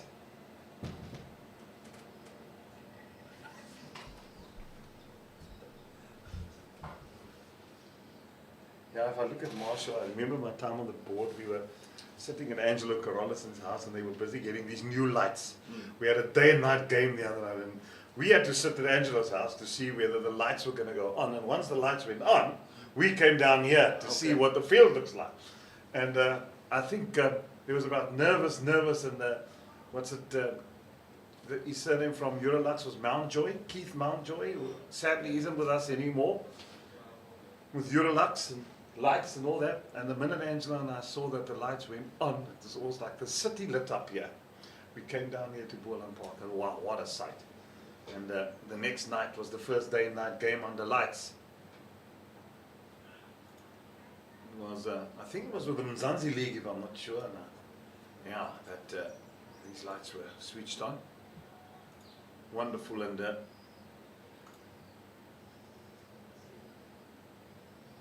it was 2017, yeah. The Mzansi League was 2018, 2019, that's correct. So there was, I know, there was a game the next night. And what a massive difference it's made, I have to say. Coming here and playing under the old lights, irrespective of what the wicket looked like, you were always, now we're trying back in the day. Because it was a little darker. I think Supersport Paarl is a little still like that, where the outfield is a little darker than the pitch itself. Yeah. Port Elizabeth is wonderful, the same lights as here, Eurolux. And then I know the Newlands lights have got to be redone for the World Cup 2020. So will the Wanderers, so will all grounds. And buildings are going to take place, and some of the stadiums are definitely going to have a transformation taking place. And then they're talking about dropping pitches as well for the World Cup. Yeah. That'll be interesting. I know that Marshall was one of the guys that went up to Supersport Park, where they actually started with the drop-in pitches, like on a trial basis. So everybody was there basically having a look at as to how it will work. For me, I'm still stuck on the English version of having a massive square. I just like that because you can play your under 14s, your under 16s, all at a wonderful venue and make them think about what it will be like one day to play for Boland at that venue. Yeah, I think the nature of dropping pitches that is driven. I've seen how they do them at Melbourne. Okay. Not from, I mean, it's on the outer side. They had a whole square that they were building pitches, and then because they actually get them with a crane, and then it's like half the size that they come and drop in. But one can understand why they have dropping pitch. Remember, they play Australian footy. That's correct. Yeah. So within 6 weeks you can get a pitch ready. Yes. After footy season. Obviously, and you know that they can do the square, but they plant and they grow the wicket virtually right there outside the ground at Melbourne. It's fascinating how it's done. I want to see, but I believe you here. We look at our climate and weather. Probably you can widen the square. The only problem I think that you're talking about widening the square. We'll get back to this point in a minute. Is if you look at the pitch where they're playing on now.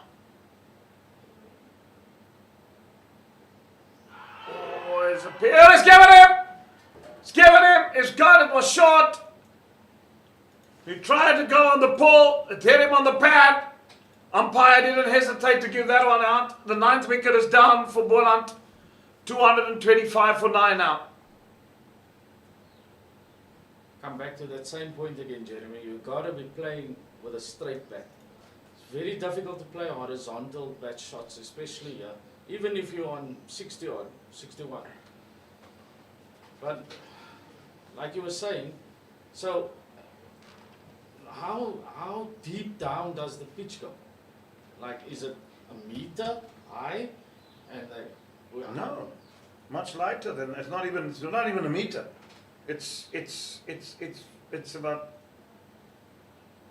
we're talking about 250 mils. 250 millimeters. No wonder that thing cracks up like that. Yeah, it does. In Australia. It would. It all depends, but it gets rolled in, the grass gets rolled in, and because you can't lift up a whole pitch and then come and put it in. That's not what they do. They do it in stages, which I saw half the pitch. When I was there, it was half the pitch. I don't know now. I mean, it was many years ago that I was there, but I don't know now if they really put in the whole pitch. I mean, that Marshall Latergan says they do put in. Don't you think that it's unnecessary expenditure? Because now you have to hire a crane, get all of that stuff there. But there's no square there. Remember, they play footy. Yeah, but I'm just saying, if you're going to trial that in South Africa, you understand? No, okay. So to get back to my point, what I'm saying, so 1, 2, 3, 4 pitches where they're playing on now. Say the pitch to your right, and 2 more to your left from where we're sitting. Yes. Remember, those are television pitches. 100%. Where if there's a lot of televised games, that squares are going to be used a hell of a lot. Yeah. So you're going to have a problem eventually because the squares could become fatigued and we're worn out, and that's why they're talking about, I think probably just for the World Cup period, about dropping pitches so that there's fresh pitches for games. The outer squares, if it's non-televised games, because remember camera angles and whatever, you can play it on the outer skirts. So it's probably just for that length of time during the World Cup that we're talking about dropping pitch because of television exposure and where the cameras will be put up. And the lights, for me, I've also noticed that sometimes in England they have this crane or the setting of the light outside the ground. So not a permanent structure like we have in South Africa, but more like it's brought in with a tray, it's put on a certain, and then they can drive it away 2 days later, if needs be. Yeah. Well, at Adelaide, I think the lights go into the ground. No, but I've seen it on a truck outside in England. Oh, okay. So it's like on a truck, and then it's angled in a way that it goes over the stand and onto the ground. So if you look at the structures that we have now, it's more permanent settings, right? Whereas there they can basically have and then move it to another ground. Obviously South Africa is a bit different, England's smaller. But it's amazing how technology has moved us forward even in terms of cricket. Oh, absolutely. No doubt about that. Nyaka has joined Mahima, and I'm sure we'll see a bit of fireworks once Mahima gets on strike. Now it's the last wicket in. He's probably just telling Nyaka, listen, just forward son, head down. Take it on the helmet like Danny Morrison.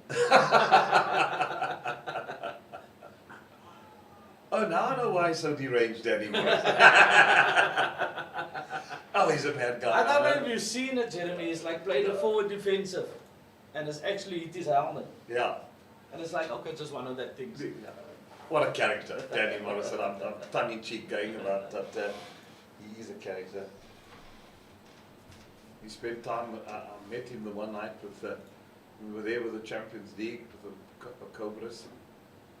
He was dancing on the tables in Hyderabad at the, what's the place called with the cars in the roof? Fantastic. The Hard Rock Cafe. Fantastic. There he was, on the tables. Yeah, why not? Giving us, hey-o. Why not? Danny. He won't have a regret in his life.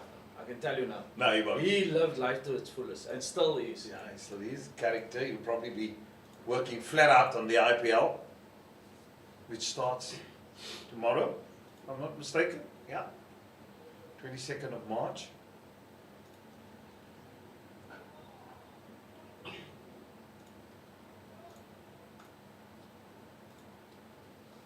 So Mahima got a bit of batting pedigree, because I know at club cricket he plays at Worcester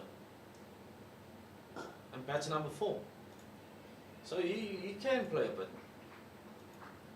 And he's got runs there as well, And he's he's got batting at runs, number yeah, 4. Yeah. I just feel that anything now, if Bjorn gets in his zone, I think he's definitely going to have a pop.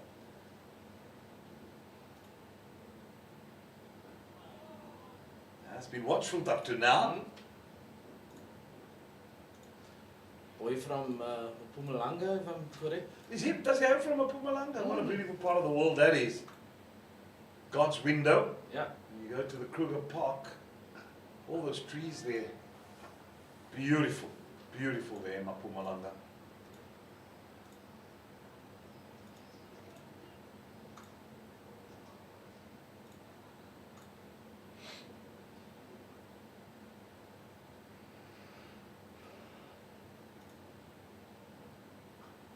Cut away.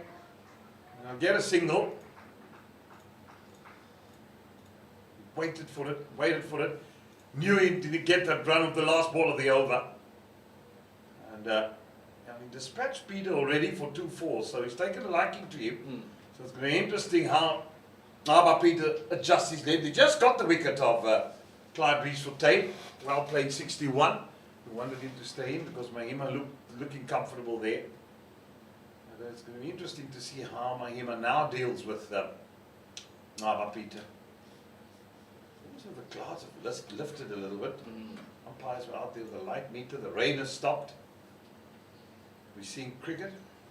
Are you probably getting us scores from around the country? Yeah. So, Dolphins in pursuit of 311 or 163 for 6.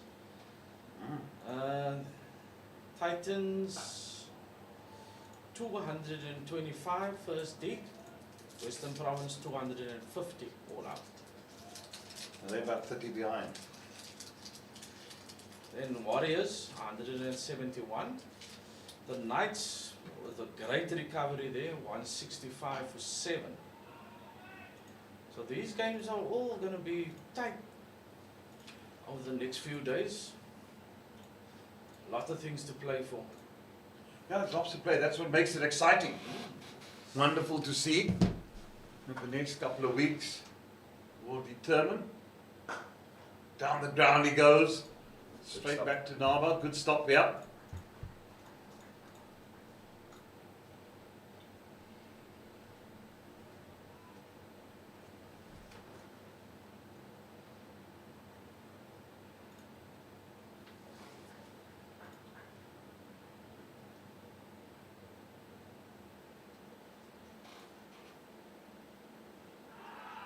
That's gone down the leg side. Hit him on the pad. He was missing leg. He tried to bowl a quicker one. Do you still hear from Alfonso Thomas? Do you still keep in touch? I've messaged him a few times, and then the response will come back and like that. But he's obviously, I can understand he's very busy, being the head coach now at Leicester. But you know, nothing's changed really. The same kind of person, same personality. But he hasn't returned to South Africa for a while now. And England's home now for him, isn't it? Yeah. But you know, Alfonso was always one that wanted to live in a different country. It was basically his dream. And then when the county stint came along, I think he just decided, well, I might as well just stay here. And how's it been going at Leicestershire for him? Oh, good. I think the year before he became permanent. I think they won the 50 over comp, and then they appointed him, and then I think that Leicester, I think they were close to winning Div 2. I was speaking under correction. I was actually checked. But obviously, you know, the same guy, same personality. Jy kan nie die Kaap uit hom uitkry nie. Yeah. It's like taking Colt to Newcastle. 100%. English County Championship.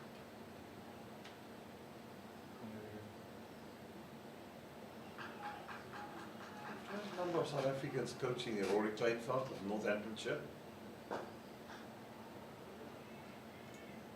Yeah. That was, for me, I think that's... Good decision it was for you, mate. For him, yeah. But not for South Africa. Because if you just look at the role that he's played in Western Province,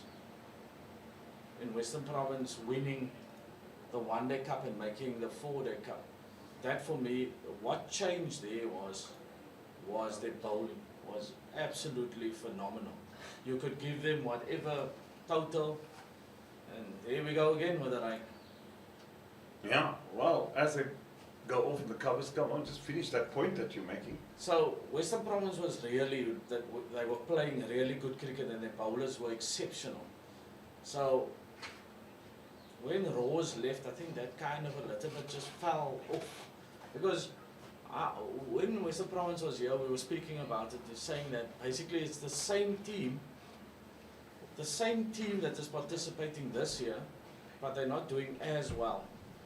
So I would look at it and think, okay, what have we lost and what have we gained? So obviously you've gained a new coaching staff. Justin Kemp is now bowling coach and assistant coach.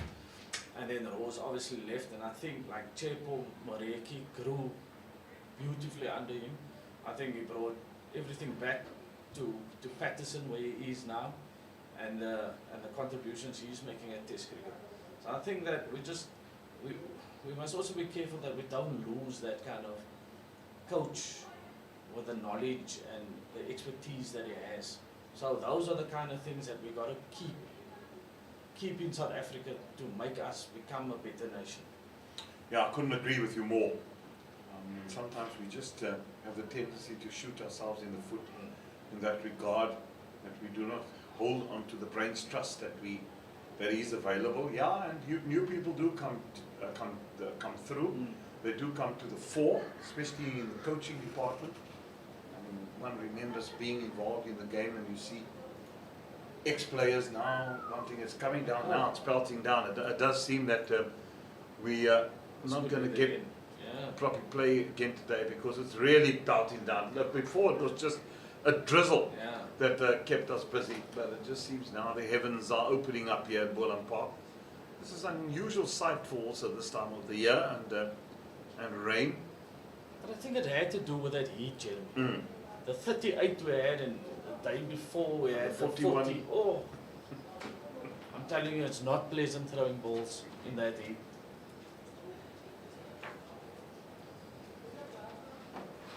Yeah, Hashim Amla also said to me yesterday morning when I saw him, he said, Rhino, oh, we had a practice at 1 o'clock yesterday. Came here and said, he just said, oh, it was hot, eh? He said, I said, yeah, Ash, this is what Paarl does to you. It does get hot here. And, you know, because I mean, they've had a heck of a lot of rain up in the Highveld, and even now, a lot of rain has fallen. As the covers get put on here, it's 229 for 9. So the rain now really comes down on this the 21st of March at 3:30 in the afternoon. There was a classic somewhere. Was it Shakespeare? The Ides of March. Don't know if you can recall. You did a prescribed book at high school. I think it was, I can't remember the book exactly, but I remember that part. The Ides of March was when they stabbed Caesar. We've come to bury Caesar, not to praise him. Correct. The evil that men do. Correct, Jeremy. Friends, Romans, countrymen, lend me your ear. Yeah. So lend me your ear. It is definitely raining at Boland Park. It seems if it's now just gone a little bit lighter. Yeah, it's a little bit lighter, but looking at this side, it's a little dark behind us. Yeah, and that's where the rain comes from, doesn't Correct, it? yeah. Right behind us, straight behind the commentary box. Well, we're going to have a slight break, and hopefully we'll be back shortly. If not, the umpires will probably look around about 4 o'clock, after 4, and call it a day. Pity, it could have been such a beautiful day of cricket today. Yeah. Exciting. You were looking forward to that, wouldn't we? But 229 for 9 are the men at Boland Park, and 87 overs got. The Lions haven't taken the second new ball, so there's still, as the scoreboard says, 40 overs remaining. There were 38 left. I think that's when they restarted after the break. But for now, we say goodbye from Boland Park until we have play again.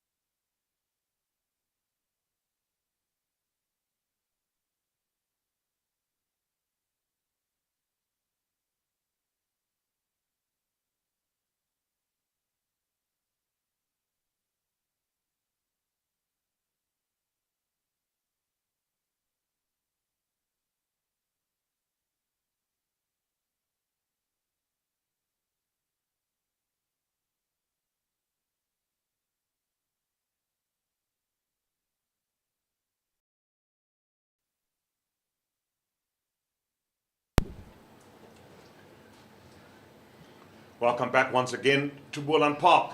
229 is Boland for the loss of 9 wickets after 87 overs, but the new ball was taken at the end of the 83rd, in the 83rd over. So we have 31.4 overs remaining for the rest of the day. We don't know how long the light's going to last. The on and off really does disturb the rhythm, doesn't it? Does. But there's nothing we can do about the weather. That's for the Almighty to decide. And we're just happy that cricket's being played. And after all the hot summer, I think a lot of the farmers will say rain is welcome this time of the year as well. They've had some hot days here in Paarl. Mahima's still there. He's on 14 of 28 balls. And Nyaka has supported him.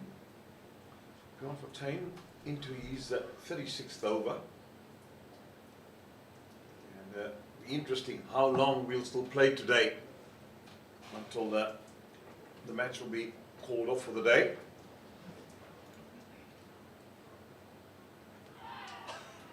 Bowling! It's taken all but one ball to wrap up this innings. So Mahima comprehensively castled. Middle stump out the ground. He's gone for 14. Fortuin gets his 6. And what an innings it's been for beyond Fortuin.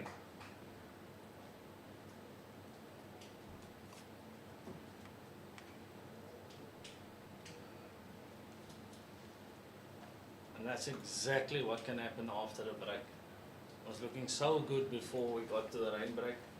And all of a sudden, first ball after that, bangs knocked him over.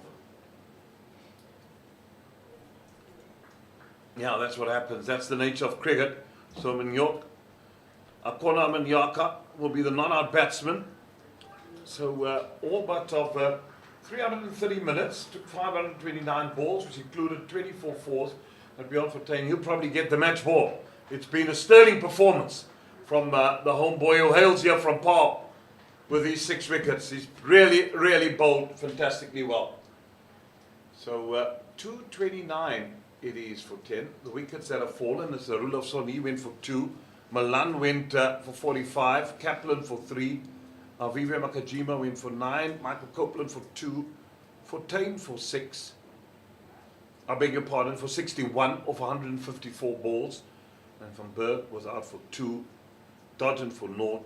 And Mahima, the last wicket of 4, was gone for 14. And I beg your pardon, Steeman also gone for 14 of his 46 balls. And Yokas, the not-out batsman.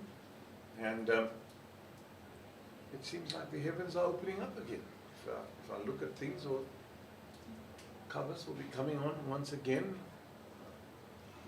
And Ezra is probably needed with the team, so he's going to depart.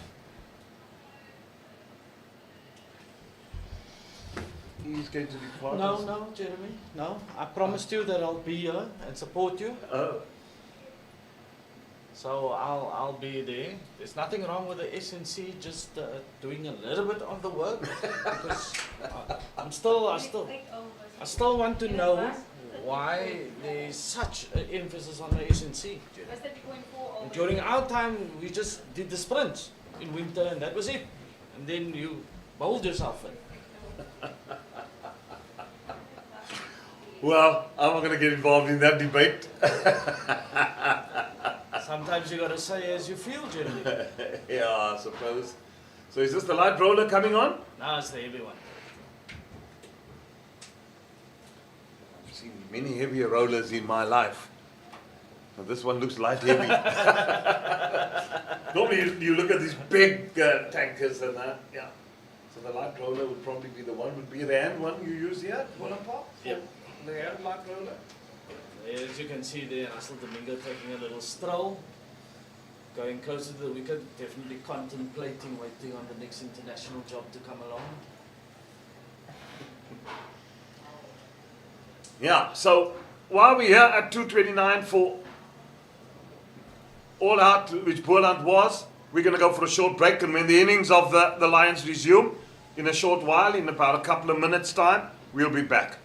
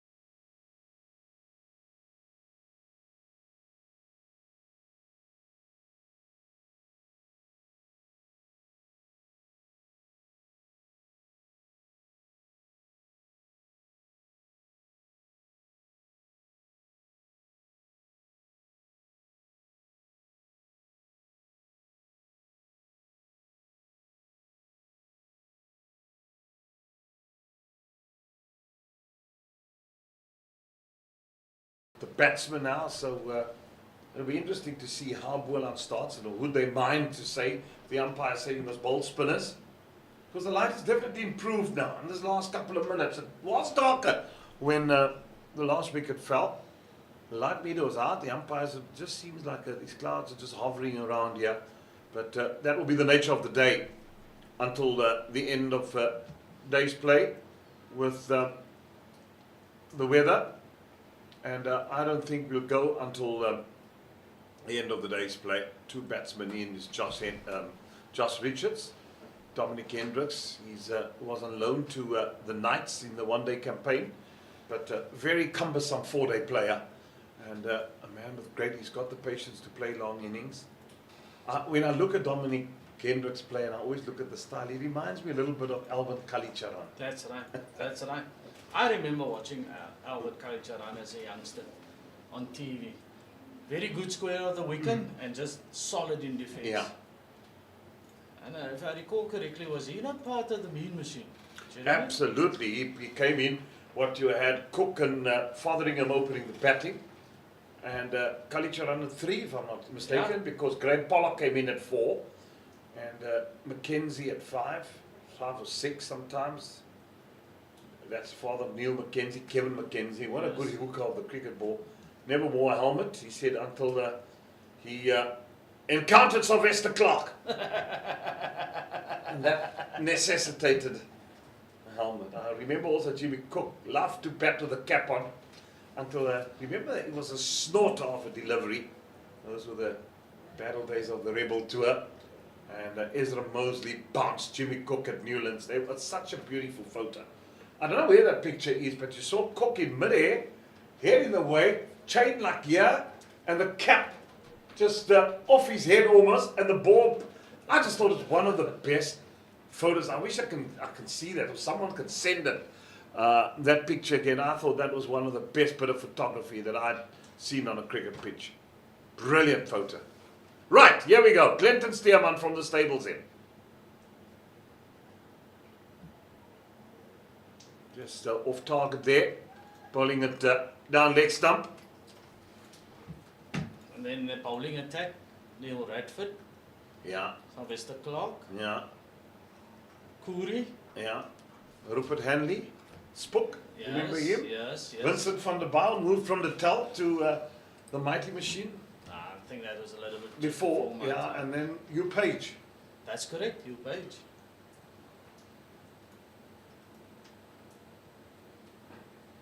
Then after that, it was the advent of Richard Snell and Stephen Jack. You would have played against him, Yeah, wouldn't you? yeah.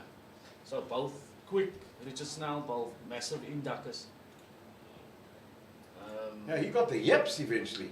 That's correct. And then couldn't control it anymore. But he was one that South Africa thought was going to be the next all-rounder. Yeah, was a good cricketer. He was a very good cricketer.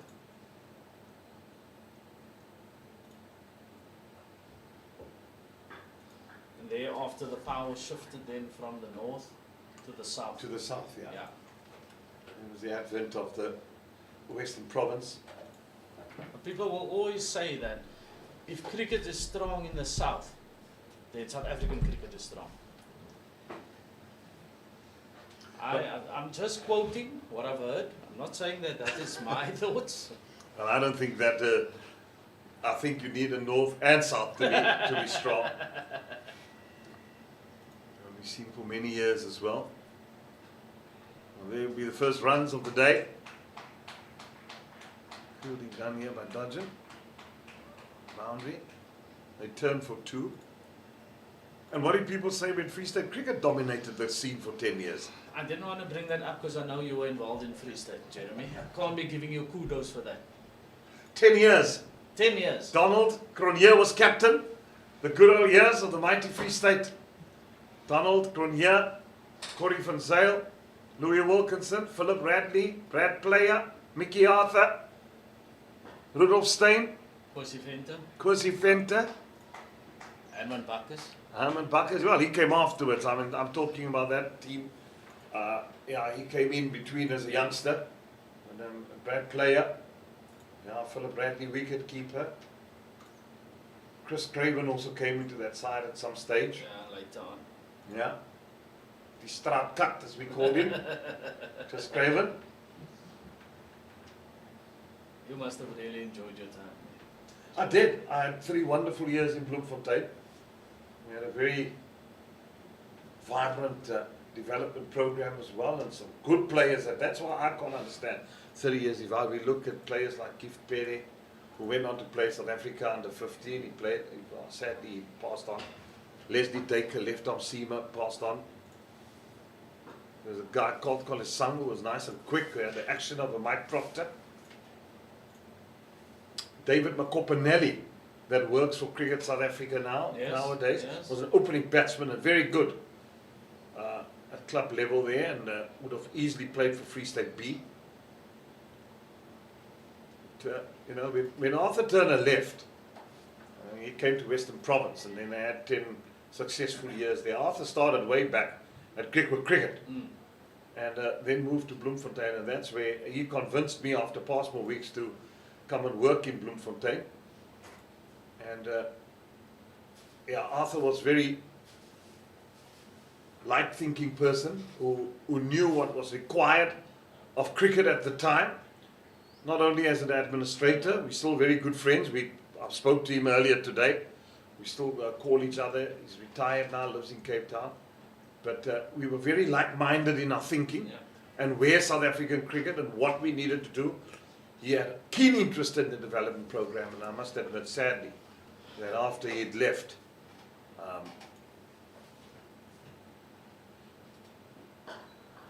and want to try and convince 1 or 2 people that some of our players an opportunity for young black disadvantaged players to play in the B team. The like-mindedness wasn't there, and on those bases I decided I'm not going to work on here, because you can't waste your time like that. And sadly to say, where Free State is today, people like Erik Ronier, brilliant man, and who's not with us anymore, Arthur Turner, the hard work that was put in there, people like Carl van Heerden, Naas Besaidenout, that's the time when I was there. Sadly they're not with us anymore, but they were people that you could rely on and support, and sadly, facilities were built in Heidedal, which is the so-called coloured area there. Clifton Barnes was involved.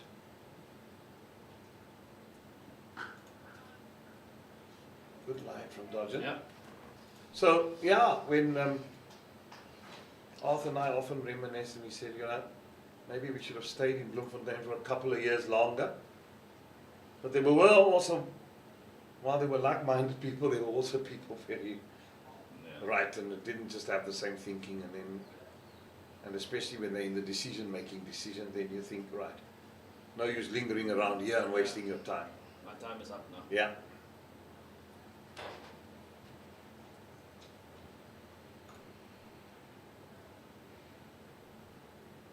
But as it said, I had 3 amazing years there at Free State Cricket. Saw them win the Nissan Shield, then no more. Saw them win the Benson Hedges, then no more. Also saw them win the Castle Cup. Those trophies are still in the cabinet in Free State, because after that, Omar Henry still played there. So,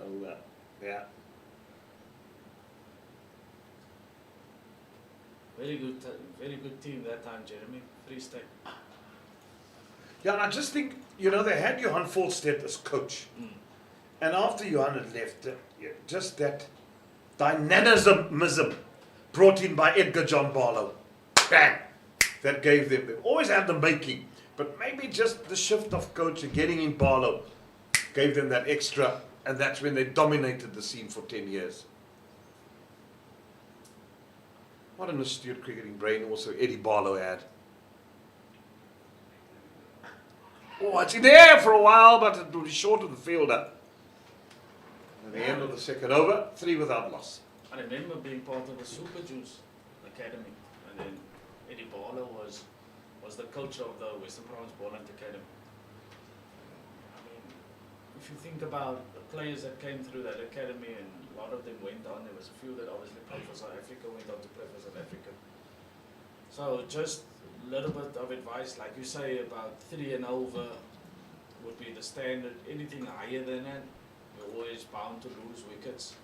I remember that as a youngster, he told us that at the academy, at the nets and those kind of things. So I mean, yeah, we miss those kind of things, but it's not. I still feel that there's enough people with that kind of knowledge that can still play a role in South African cricket. Oh, it's a good delivery. And I think there are people out there that sit and they want to play a role, but some people, you probably need to go and ask them, would you want to play a role? Because people would feel they don't want to intrude where they do not want to intrude. And so, yeah.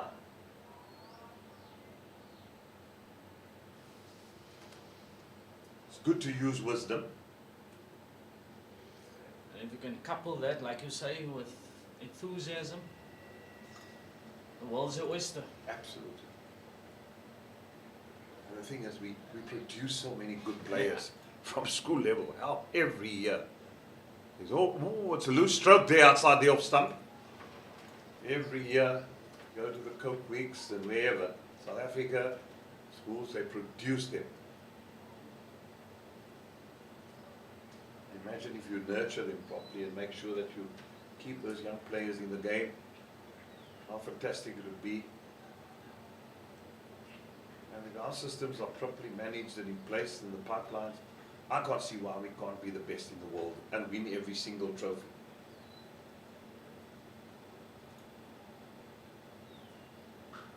Short cut away, that's too short, width given. Hendricks pounced onto that one, 4 more. Just think he's struggling a little bit with the run-up. You can see he's very tentative. What he's been good at this year is, even in the One Day Cup, was when he ran in with purpose. If you look at him today, you're just thinking that he's so worried that because of the wetness of the outfield, he's going to slip when he's hitting the bowling crease. So I'm just thinking that you must just take his time, get used to it, find his flow. Has he recovered again from the injury that he had on Sunday? Is he fully recovered? Well, he trained well. So I would imagine that he has recovered. But as you can see, Clinton's body language will always tell you whether he's on song or not on song. Just the way that he walks back, you see he's looking at the crease, he's moaning, he's asking now for a hammer. So that you can immediately plays a role in his mind. But I wouldn't mind seeing a corner Maniaka with these conditions, because he does have the tendency to swing the ball around, rather than just hitting the deck and looking for them.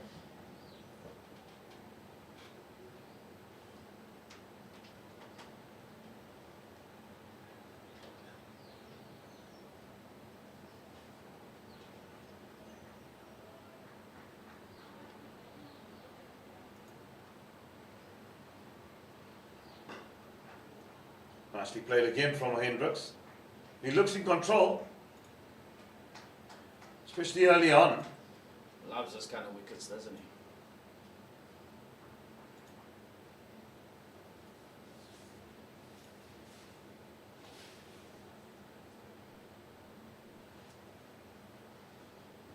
Just looks a little bit brighter, Jeremy, doesn't he? Yeah, much brighter. The way things are going, we can go to the end of the day's play. Yeah. That'll be good, because the match would then have made certain strides. 7 without loss after 3.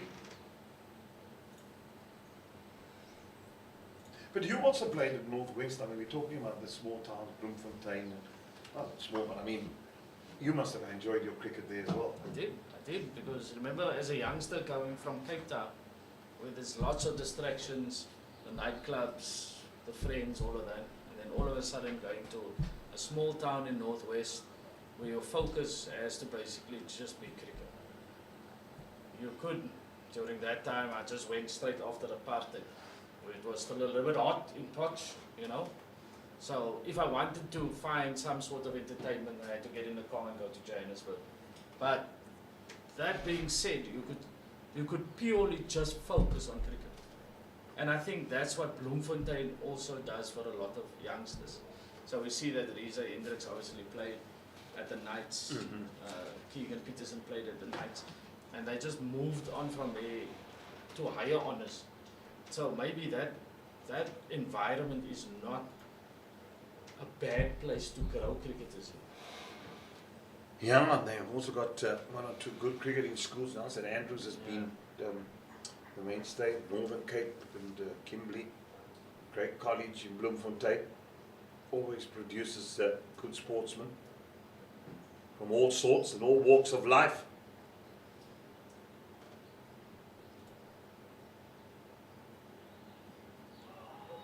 Like the nice line and length there from Dudgeon.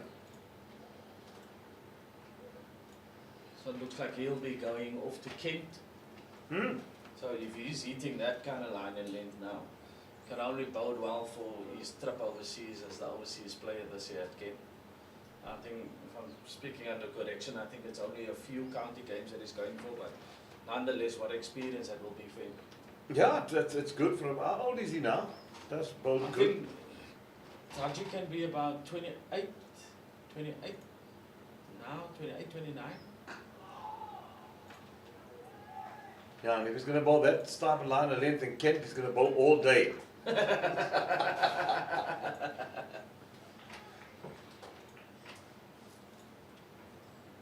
He's the pro, chaps. Let him bowl. Now, Bayes Wanderpool was there last year. I think he kind of enjoyed himself there. So I'm glad that we're finding that at least the counties are looking at the smaller provinces within South Africa. And not just thinking, okay, we have to have a marquee player as such. Yeah, over many years there's been a great surgeon of players. And even prior to Unity and even after Unity, playing in the county scene in England, a lot of South Africans. I mean, we even had teams like Gloucestershire, which was named Proctorshire. The great Mike Proctor. And then you had Clive Rice playing at Nottinghamshire. Garth LaRue, I think, played at Essex or Sussex. Peter Kirsten at Derbyshire for 8 seasons.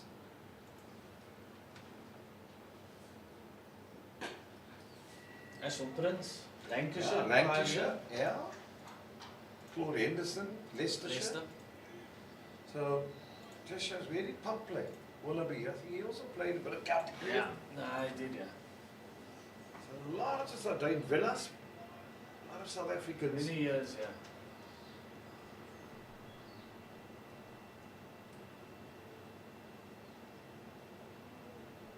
Still have the highest first class stand, I think. Was it Ashwell Prince and Alvera Peterson? Yeah. Short, pulled away. A good shot from Josh Richards. Just trying something different now, Dudgeon. After pinning him down a little bit, and he decided to go the shorter length. Not the way to go on this wicket, I would say. Yeah, just as a surprise, just to keep him honest. I think that, especially when they go upstairs, they're just trying to take your feet away, especially if you're starting to look comfortable. It'll be interesting to see how he follows that up now.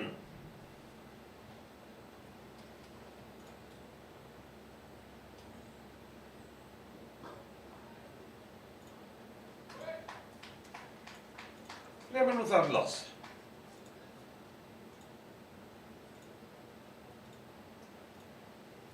Wonder how long Clyde will keep his new ball bowlers going. Yes, I understand they've only bowled 4 overs now. But yesterday we saw that the Lions were prepared to say, right, Bjorn, here you go. You can start off on the one side. Unless it looks like Sean van Berg is just having a look at what side he's going to bowl. He must probably be the first guy to come off. Yeah, and he can cause havoc. I think he's actually played too little cricket for South Africa.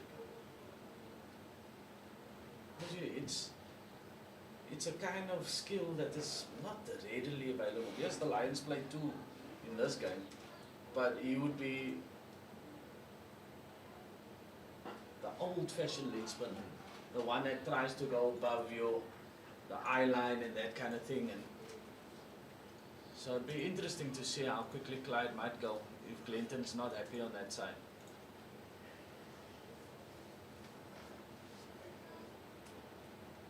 Going to be warming up. Looks like there's patches of blue sky. That bodes well for tomorrow then. Now, according to Frikkie, it's raining again tomorrow.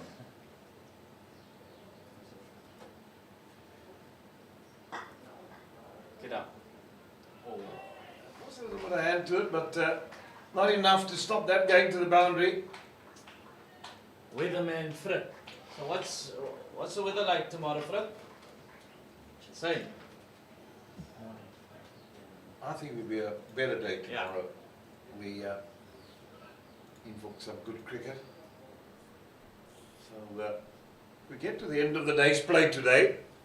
We'll also be quite nice to have a few overs. Be like to, because I'm looking forward to seeing how the Boland spinners will go against these batsmen. They've looked comfortable against the pace. They're batting at 3.5 and over. There wasn't too many oohs and ahs from Luther Sapamla or Delano Potgieter either. Well, all 10 wickets was taken by spin. Yeah. In the Fortuin took 6, Johnny Dow took 2, Ngaba Peters took the other 2. So that just shows you that's going to be the trend here.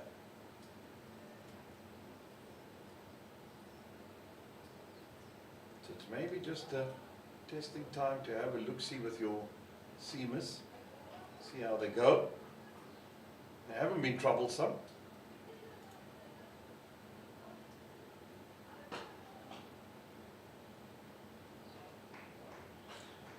Oopsie.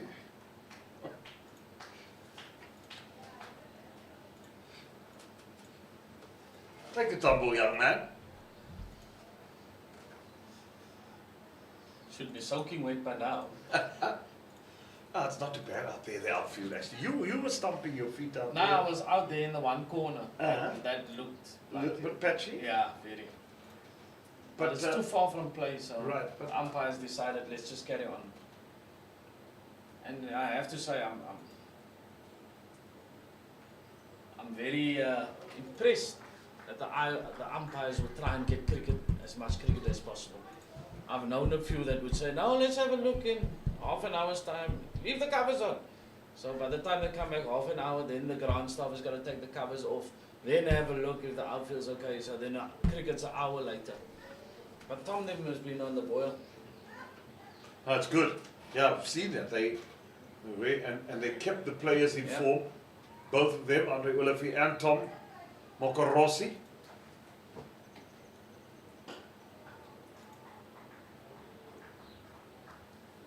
$16 without loss.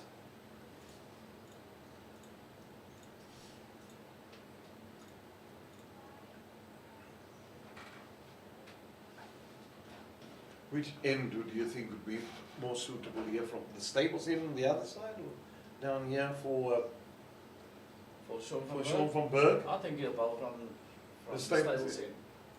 Why do you say that? If I may ask, I mean, you're just looking. It's his favourite side. So obviously he'll have a look on both ends, whichever suits him.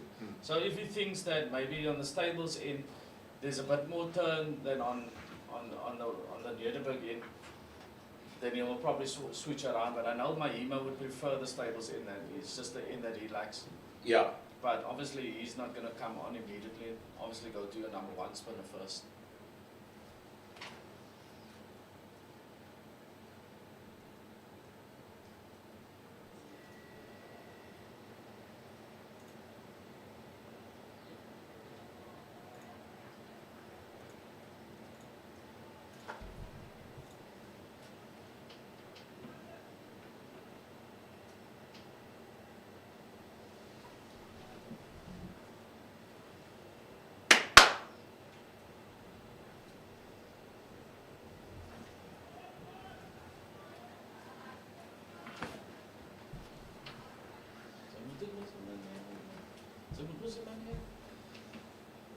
morning, you see him, just watch him, his arm drops from there at the back.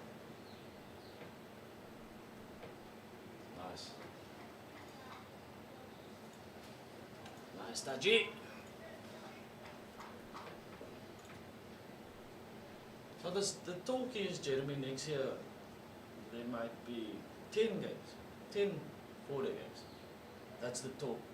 So if you make the top half, and then the bottom half will play the rest of the games. So I think it's a round robin of 7 games, and then like a Super 6 type of thing after that.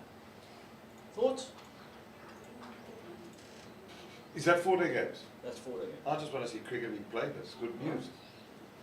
It's good news, especially in a year where there's no test cricket. Play cricket. So 15th of September, they're looking at starting. That's normally a month before cricket would normally start. Yeah. But that would probably be mainly up on the high veld because you're not going to get cricket played here in September easily. Yeah. If it all depends what type of winter we have. If it's a wet winter, it's going to be very, very difficult to get started here. So that's what I normally say, that you look to play here in October, mid-October, and then take the cricket. Hopefully we can get cricket in at Durban. I don't think Heinrich Strydom was going to be too impressed with that comment of yours. Well, no, it's not Heinrich's fault. I mean, he's not the man above that determines the weather. Nothing against Kingsmead, love going there. I'm just saying that they have so much rain that you can't hardly get cricket played there. That's the point.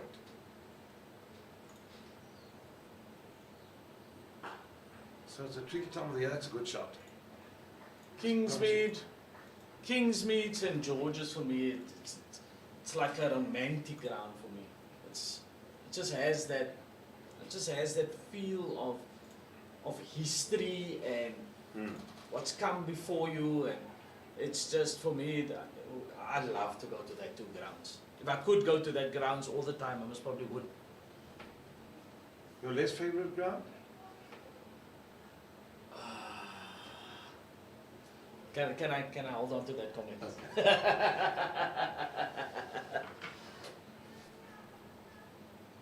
I know that you would, obviously Newlands would be there for you, definitely. That romantic feeling, but just think when the oaks disappeared, it just became a little bit of a concrete jungle. The vibe's still good, it's still excellent to go watch cricket there. But I didn't mind because I understand you've got to move with the times. But what grates my goat going to Newlands is that glass building up there. Sorry. I just cannot stand it. That has tattered the aestheticness of that ground. How about Western Province Cricket Club? What a lovely setting. No, I'm talking about that piece that they own at Newlands. Oh, I thought For you the were talking members. about No, we can come to that. That members building there. For me, it's almost like, I think that they should open it up more. In terms of let more people come in. Because it's only really full when it's a test match. And the SA20, they have opened it up. So they do sell tickets when the grounds are Oh, they okay, do. okay. They do open it up, and they when all the members have not paid.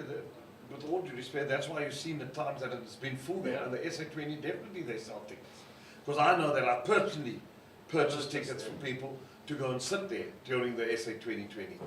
So yeah, they do open it up, which is great. So I think, yeah, obviously you're going to give your members first preference because members obviously pay.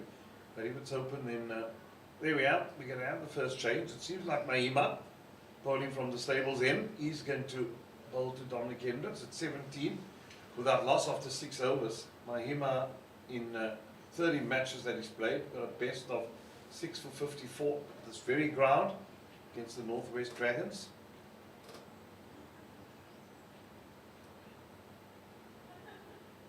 But no, that glass bowling that's up there at Newlands just doesn't do it for me. Is it? I mean, if you go to Old Trafford and you look at that, they have the glass there as well, Jim. So, is it maybe a case of what you remember Newlands being, and then all of us seeing this glass cage in front of us. You know, there's two things that grate me. The fact that they took out that old scoreboard. You still see an old scoreboard. I'm not saying that the new one shouldn't be up. Yeah. It should be there. But I mean, you look at Adelaide Oval. We still have the old one here. They have the old one and they have the electronic new one. That to me, that should have been kept. That's the one. And then that's a glass building that's up there. Just doesn't do it for me. I'm sorry. I just cannot. I just cannot get my head around it and my whole being around it. I thought it could have been a better structure. Okay. That's what I'm saying. But weren't you on the board at that particular No. time? Had nothing to do with the Newlands development. and the development of Newlands Okay. because that was a Western Province Cricket Association. Okay. I served on the Cobras board, which was Boland, Western Province. Okay. And Southwestern Southwestern districts. Yeah. Okay. Now I'm with you. So don't look to blame me.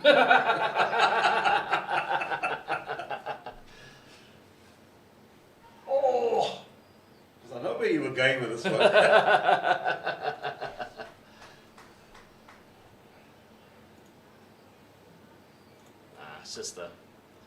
Just the whole setting and everything of going to Newlands.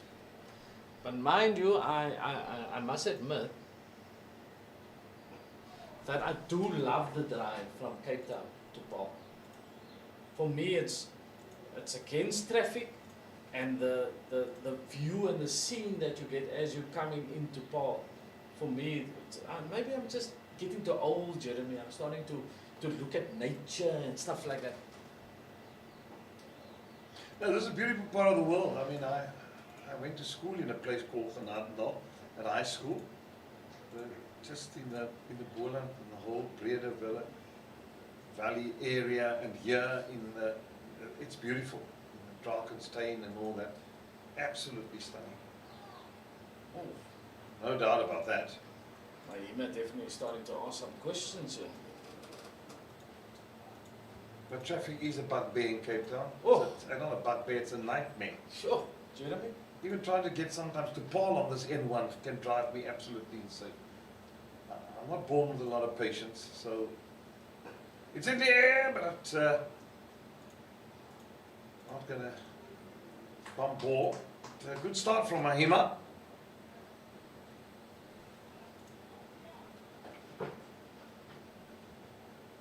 That's why when I come and work here, Paarl, I stay with my friend at Boschemia, which Oh, excuse me. nice and tranquil. Oh, Boschemia, excuse me. Yeah. Oh, you see, that's the thing, Frikkie. When you have the right connections. Friends at Boschemia, excuse me. The proper connection, MTN. I'll have to stay in Amstelhof.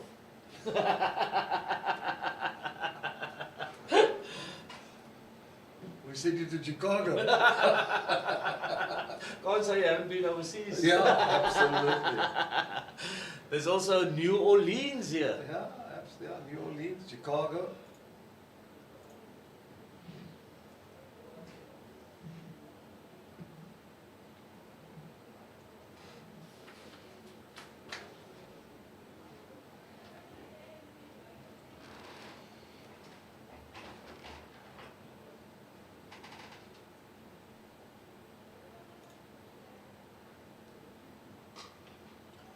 Oh, it's lovely played off his hips by Dominic Hendricks. Can be a lot better than that.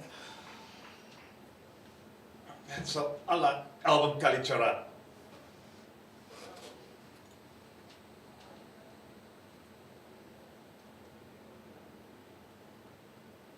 Very patient player as well. No, can bat for long. Yeah, he can bat for long and he can get big runs, Dominic Hendricks. I like the make of him. A solid provincial player he's been over a few years now.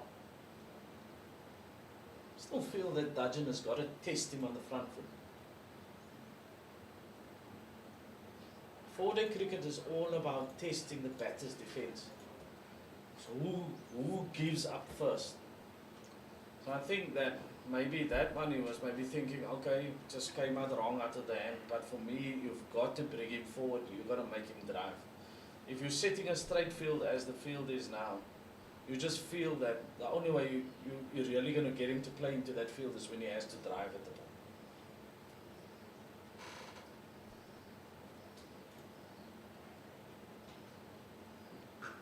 Well, that's too short, but well fielded in the end. Otherwise, that would have also raced away to the boundary. Oh, we were. Oh, look at you, mate. He's a real jack in the box, isn't he? No, he is. No, he is. And what an important role he plays in this team. Always a smile on his face. Yes. Just goes about his business with the greatest... Never comes in and you can see that something's been troubling him. And I met his wife on a few occasions and she's exactly the same. Lovely. They smile all the time. The kid as well. It's the gun for 4. It's between first slip and gully.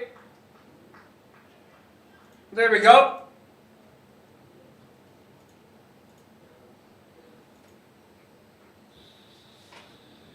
Haven't seen many of those during the innings as well of Boland, but that one, genuine edge.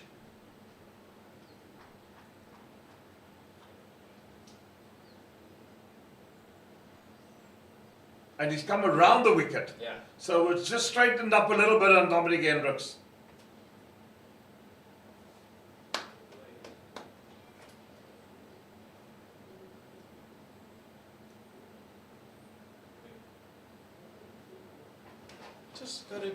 Just be patient.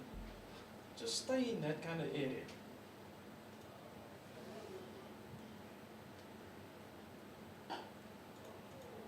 What type of fellow is Keith Dudgeon? Is he? Yeah, it's good guy, and I think that the way we also looked at the recruiting was, it wasn't just what kind of skill you brought, but it was what kind of personality you also have. Because in order to have that family ethos at the team, you got to have people that are keen to buy into that kind of thing. The last thing you want is a few players to resist that kind of thing and just say, oh, I'm just here for myself. So he himself is a good man. I watched him, obviously a little bit disappointed that he didn't play the One Day Cup or as many games as what he would have loved to, but yet he was always there, always wanting to carry on the drinks, always there part to encourage the players. So those are the kind of things that we look for at Boland at the moment. It's obviously taken us a while, there's lessons to be learned, but I think that's the way we want to go forward.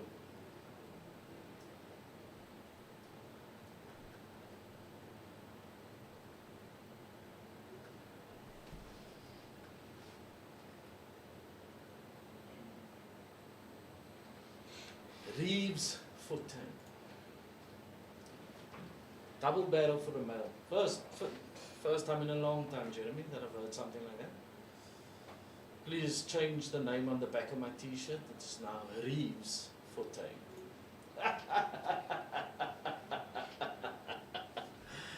Hey, die ladies hulle wil koop hulle siel in Londen so was.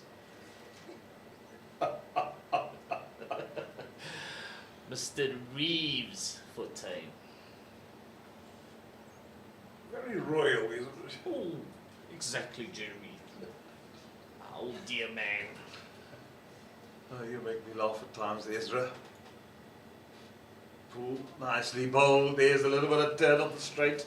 Love that from Mahima. He was wonderful on Sunday too, wasn't he, in that one-day final? Bowled very, very well. Kind of brought us back into the game, to be honest. Not just the partnerships in terms of the batting, but bowling-wise.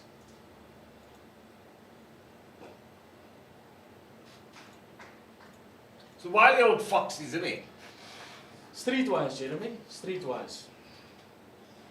Like you will always say, the streets of Mpumalanga taught me how to bowl left-arm spin. And he loves it here in the Boland, it seems like it.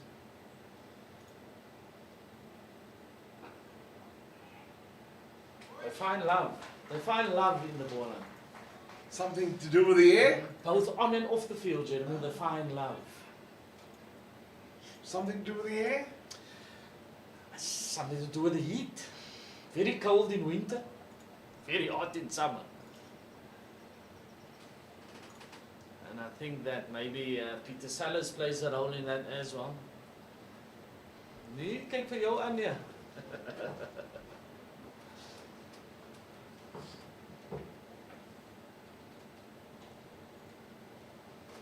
So you're staying overnight again, Jeremy?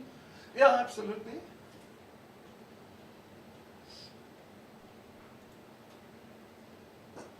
So I suppose it's Uber services for me tomorrow with the prodigal son.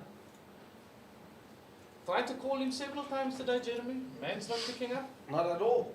Mm-mm. Now he's gonna, and then now you got to pick him up tomorrow. Yeah, I think I got to start charging him, Jer.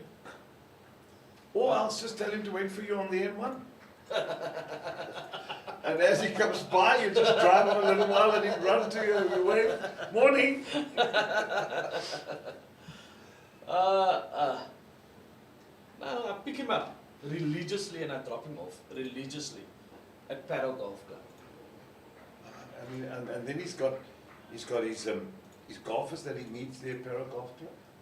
Then he's got his cards evening on a Tuesday evening in Kales River. Excuse me. Yeah, no, he's got it all. He's got it all sorted. Cards evening with the old Vix players or what? Yeah, I think so, probably. No, he's got it waxed. Bowling change. Yeah.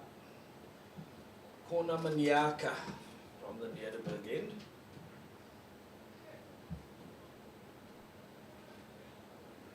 Interesting to see how he goes, and we can get it to nibble around a little bit, get it to swing. Left arm seam.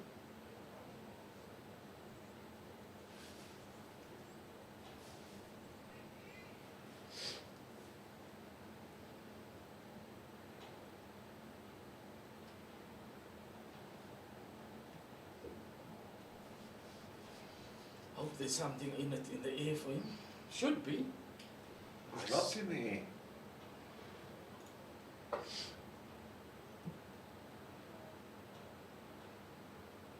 Oh.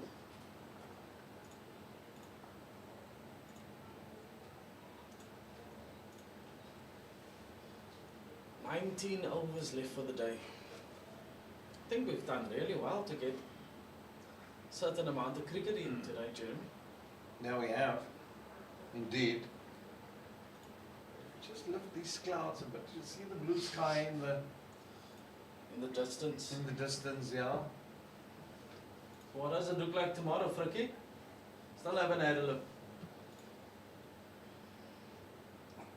These WhatsApp apps that the youngsters is on. Don't even care about the weather anymore, Jeremy. It's chatting to the missus the whole time. Chatting. Look at Frikkie's smile now. Oh, you just focused on that? That's nonsense. Wat is die dame se naam? Fiancé, wat is die fiancé se naam? Excuse dat? Emma. What a beautiful English name. Imogene. What's Ricky's surname? Conrad. Emma Conrade. Hope she's not English. It will be Emma. Conradi. Emma Reeves Conradi. So you also gonna go like that? Double barrel surname. Frikkie is it's prim en proper. Ja. Dus ek worry nie nog met sulke stroot. Dis of jy vat my van of jy vat dit nie. Way to go, Frick.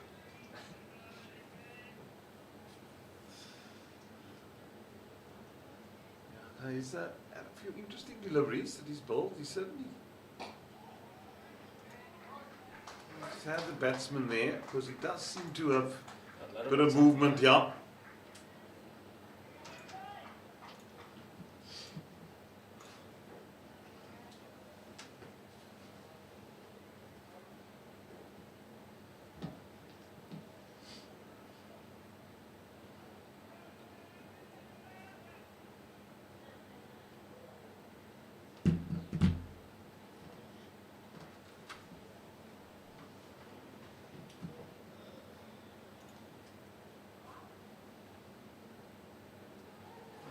Across the right hander.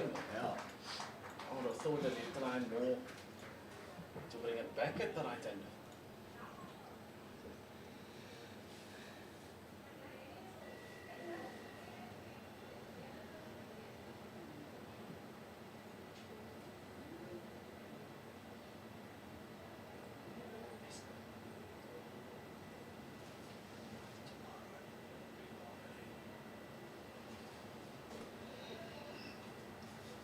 Forecast doesn't look too good for tomorrow, Jeremy. Talking about some more rain. Oh.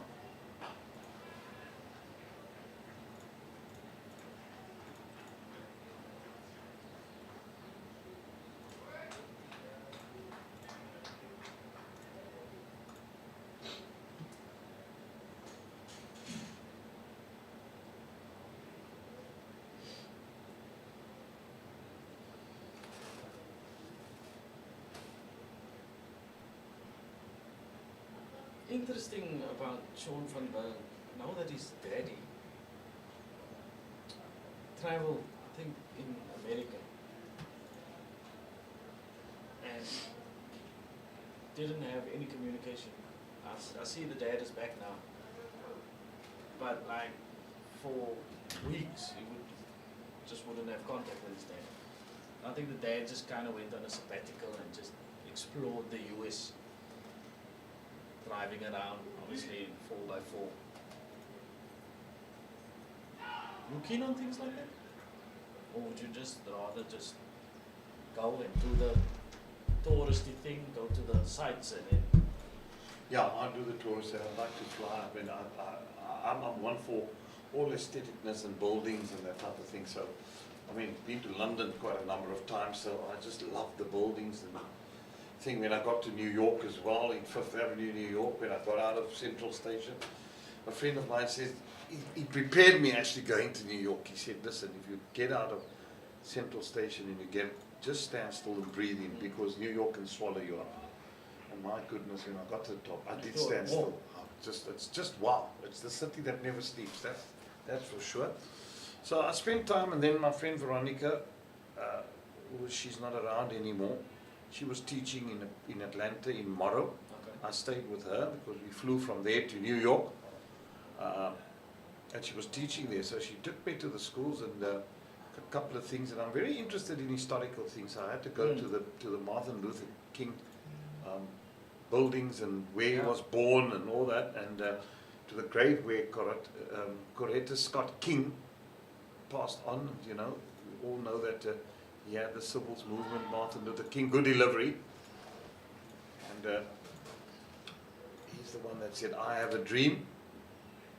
And I met up with some family member in there where all the historicals of Martin Luther King, and she was a lecturer at the University of Atlanta.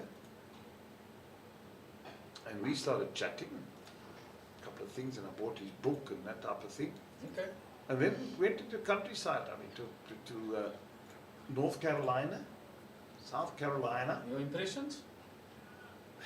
Very, very rural stuff. Yeah, very hillbilly. Oh, okay. Yeah, when you go to those, but in the cities, it's. Yeah. I mean, Atlanta is a massive population. I mean, it's a massive airport. There at Dulles International Airport. I mean, you land, and underneath is the highway. So you're landing on top of the highway. Oh. Yeah. And 8 lanes going out of New York, and 8 lanes coming. I mean, into Atlanta, and 8 lanes coming in. 8 lanes. Yeah, and every 30 or 40 seconds, a plane lands and takes off. Dulles International. I mean, I had to take a tube to get to my luggage from where the plane landed. Wow, a train. Yeah, to me, so that just shows you how massive the airport is out there. Yeah, and then, you know, been to Germany, went to Hamburg, Frankfurt, Berlin. Loved those. You know, we saw where the Second World War, bombings and things took place.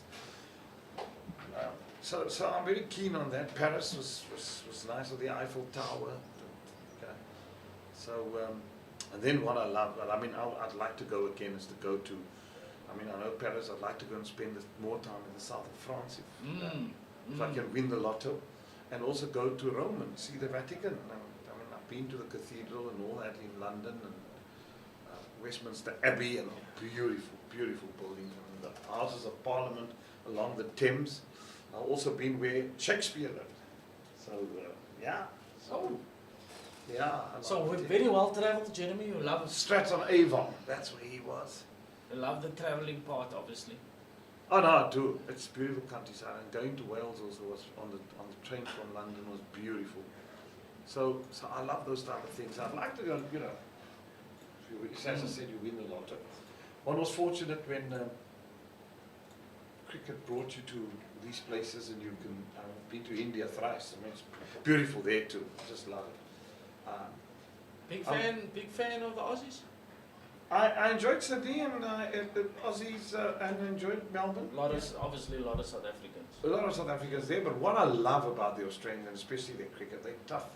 They're tough buggers on the field. They're the most lovely people off the field. So, yeah, I spent some time with the late Tony Gregg.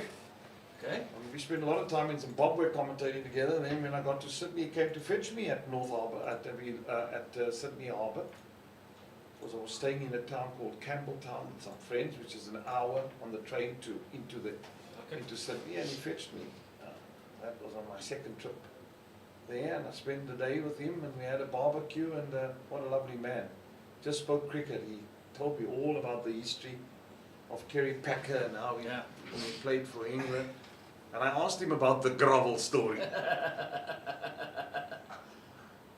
And his response was? He just said, my. I made a bit of a boo-boo. I made a boo-boo.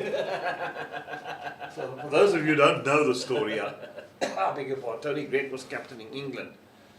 And the West Indies came to play, and he said, well, we'll make them grovel. All turned sour because the West Indies made him. I mean, Brian Close got hit like multiple times. Poof, poof, body shots by those quick West Indian quick bowlers.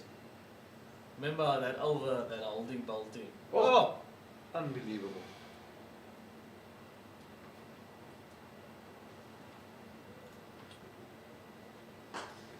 Yeah, the most fascinating for me was that a man by the name of Clive Herbert Lloyd became the captain of the West Indies. So I think everywhere has its bit of politics and things that go on in cricket boards and around the world and all that. But it's just fascinating how he got the islanders, so Barbados, Trinidad, and he got them as one. And then they appointed a fielding coach who was an Australian, just to get them fit. Yeah. And the rest is history. They dominated world cricket. Won the World Cup in 75, 79. 83, India won it. But they became a powerhouse of world cricket. And it's sad to see where the West Indies are lingering at the moment. That's so true. Because I think it's important, you know, for me, it's important for world cricket to have a strong South Africa, a strong New Zealand, a strong West Indian team to compete, because it just makes the cricket so much more better. Yeah. You can't have just India, and I know they got all the money, dominating world cricket. It's unhealthy. And then to decide when and where and what. And yes, they've done a lot to improve their cricket. That one's got to give India. They've really invested very well to get their cricket to a certain standard. It's important to me that world cricket is strong, because that just bodes well for everybody. Are we having drinks? Or? Yep, looks like a drinks break. So, we're just going to take a little bit of a breather. Score on 31 without loss after 12 overs. We'll be back shortly.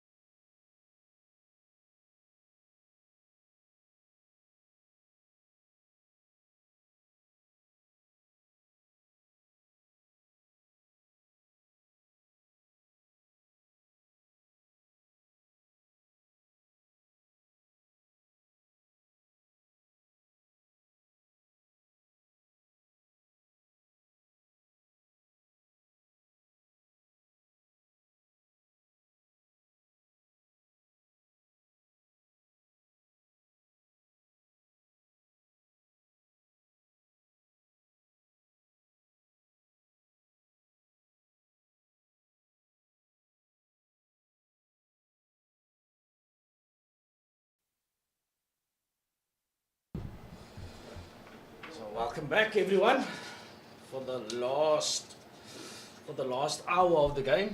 16 overs left. Mahima still operating from the stables end. Definitely a bit of turn out here. Welcome back, Mr. Fredericks. Yes, we're commentating all day. I'm not used to this. Used to the luxury at Super Sport, half an hour on and off. Yeah. That's all your mate's fault. The one that's not here. But, welcome to the trenches. You can't just be a general the whole time. You'll have to shoot a few soldiers yourself. I've been in the trenches. I'll tell you what, there were times that we came to this ground, I must tell you, over many years, Kooti Grovier and myself, and we were two commentators for 4 days here. And we had our shirts off. That time these games were live on TV. Super Sport. Shirts off, yeah? No aircon. That's what you call trenches. But don't mind, it's for the love of the game. Exactly. Trying to grow the game of cricket in South Africa. Gone! Yes, there he goes. Hendricks a given. He doesn't look happy. Mokorossi lifts the finger. And Dominic Hendricks has to depart. So the first wicket down. Caught it short leg. Who was the guy that caught that? Looks like Michael Copeland. It was a good catch. Good catch at back pan, yes. So Hendricks departs for 22 of 34 balls. And the first wicket tumbles with a score on 33. Next batter in, Zubair Hamza. An accomplished player, but definitely will get tested in the spin. But one thing, I've been watching him for a few years, and I tell you what, I like how he uses the crease to get in nice and deep off the back foot, get right at the spinner. So it'll be interesting to see this little battle. It would be a nice battle to watch between Mahima and Hamza.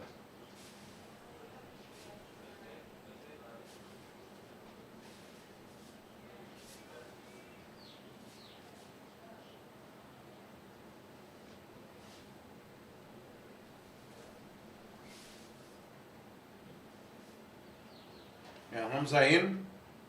He's got a role to play for the DP World Lions.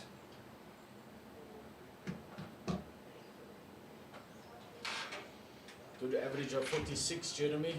Best of 2-2-2. South African A versus Zimbabwe A. Narare not too long ago.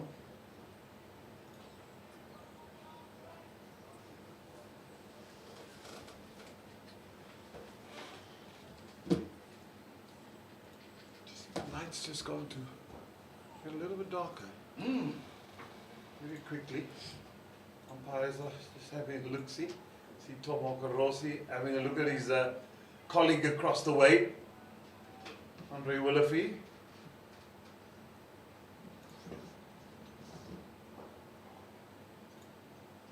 we go. End of the over. And there they call each other. There we go. Light meter. Yeah. Is, I tell you what, you can just see that they were quick to get together. They're going to have a look. These batsmen are not going to take long before they say, we are here. If the light gets given. Good enough for spinners, Jeremy, I think. Well, you've got to take it where the reading was yesterday. Yeah. If it's worse than yesterday or the same, they have to be fair to both sides. Because they took the light yesterday. Once they took the reading, I don't know what the reading is. We don't have the cameras to see, but there we go. Is light off it? No. No, not yet. Now keep their eyes and a check on things. Sean van Berg. So that's how. Right, I mean, umpires have been really good in terms of allowing certain things.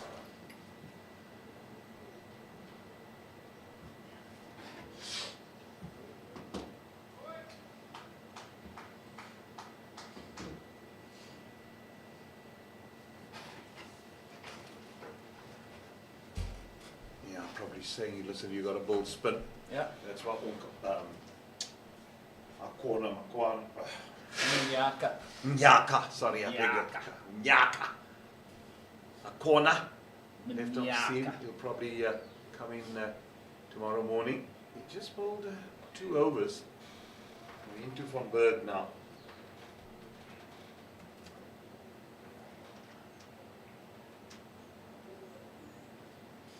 Now it's going to take you maybe 2 overs just to loosen up that old shoulder of his.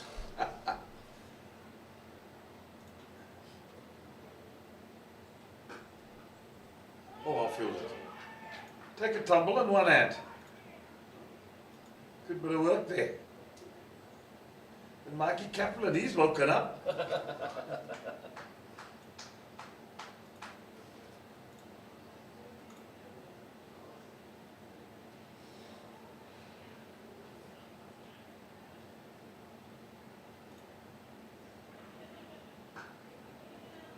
His insurance on the fence. Just looking for the right pace. So he'll play with that until he finds that right pace for the wicket. Mm. Yeah, he's a wily character. Yeah. He knows exactly what he's going to do. If you can take that cricket brain and put it in another body, be a phenomenal bowler. Over 500 first class wickets, Jeremy. It's outstanding stuff. Now he's been a faithful servant.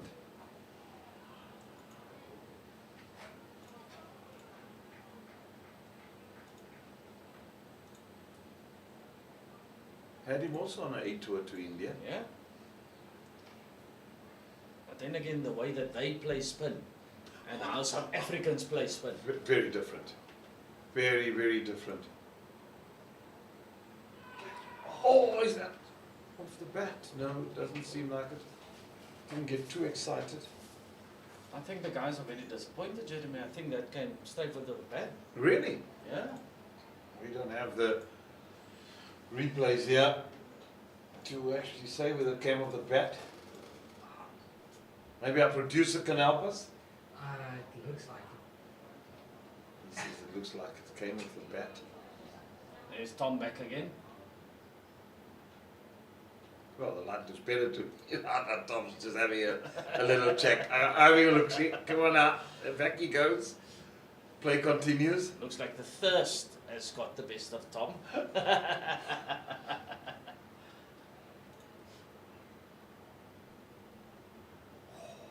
Beaten again. This is good bowling. He doesn't take long to get into his No, stride. he doesn't. You give him a short ball, you can cut it. That's why he has the insurance there. And he'll go cut, cut. One was stopped beautifully by Mikey Copeland because that would have gone for 4. Then he cut it straight to Nyaka on the fence. And now suddenly he's beaten the bat outside. What have we got here? We got Let's probably have a second slip in, short cover. yeah, and a short cover. That's get him to drive now. Say right, here we go.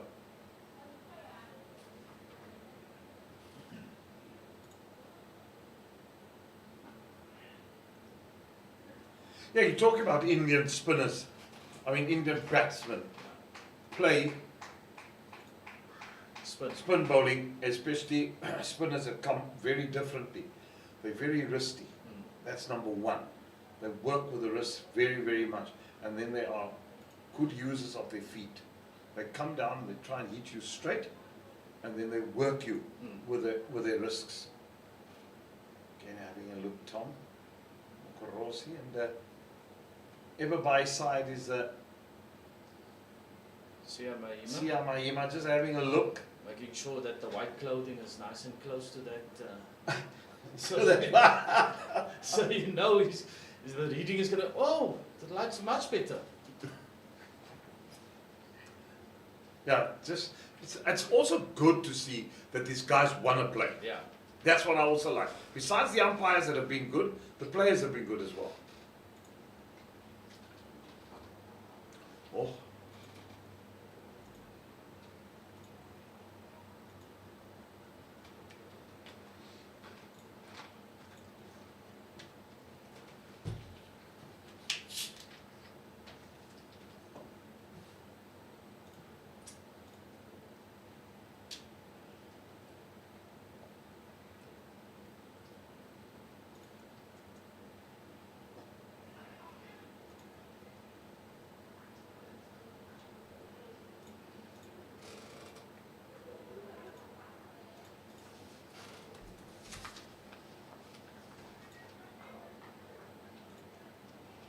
Van Buren in next.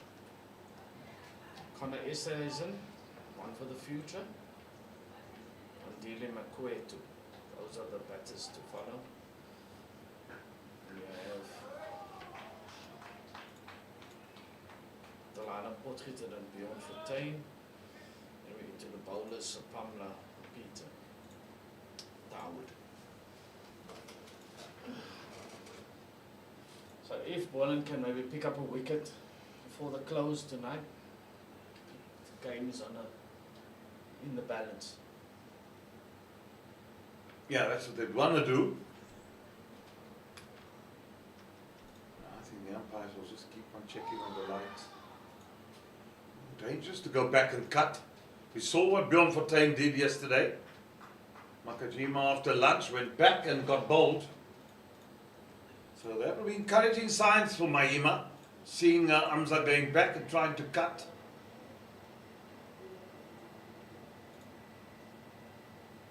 It's probably just instinctively Yeah, to go back it's and cut. just, It's not a matter of you know it's short, then you think, oh, okay, and then it just beats you. it's been imprinted in your brain for all the years. If it's short, you have to go back and you have to play it a certain way. Now all of a sudden you're asking them to come forward to balls that they would have gone back to. But it's just how you watch it, like you say. I think that the Indians use their killies a lot better, and when it's a relatively good ball, they try and manipulate it into a gap. Like you say with their wrist, they maybe just just work it maybe just behind square for something, settle for a single. Because I remember chatting to Sean about it, and he said that yes, it did turn there, but what he found difficult was how this guy's played spin. He's never actually bowled to guys that's actually ultra positive the whole time. They are. They're always looking to score. Yeah. That was a good shot from Hamza that went for 4. Now the ball's being retrieved, but yeah, continue. Sorry. No. You're making a good point there. So that's basically the point that I wanted to make. Where like he would say that he never felt like he could settle down. They never allowed him that time.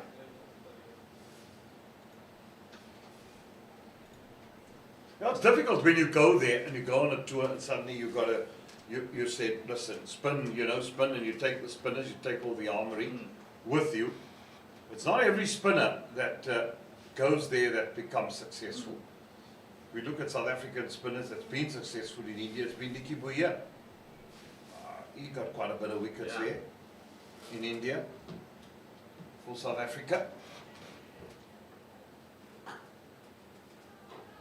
But it's not an easy place to go to, and I think that you've got to spend time there to really acclimatize yourself. And how do you outfox the bat? Because they grow up with spin. I think when those when those guys are born, they're 2 years old, they're already facing spin. It's inbred. South African batsmen, very tentative. They look to play from the crease most of them. And they really go back when it's short and pull when it's short. But they're very reluctant to sometimes come down the wicket and work the ball and use the crease, as you said.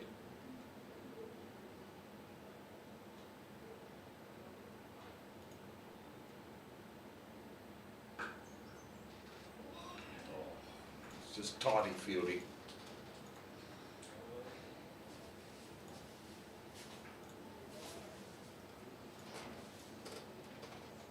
And they don't mind coming down just to defend. Sometimes they'll come down the wicket, whereas our mindset is when you're going down the wicket, you're looking to hit it for 6. They don't mind coming down the wicket just to play with your length. So there's no intent to hit the ball at all, but I'm just coming down just to show you that I can.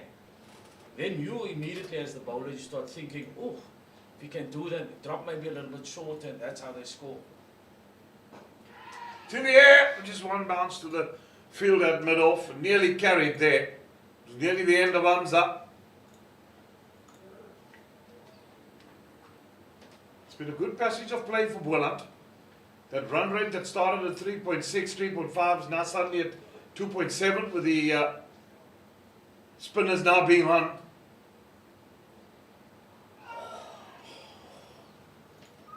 That was close.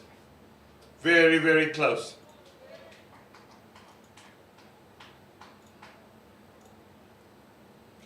the light meter is Tom's got to make up his mind here, Jeremy. come You into can't- action. You can't just between balls come and have a look at the light.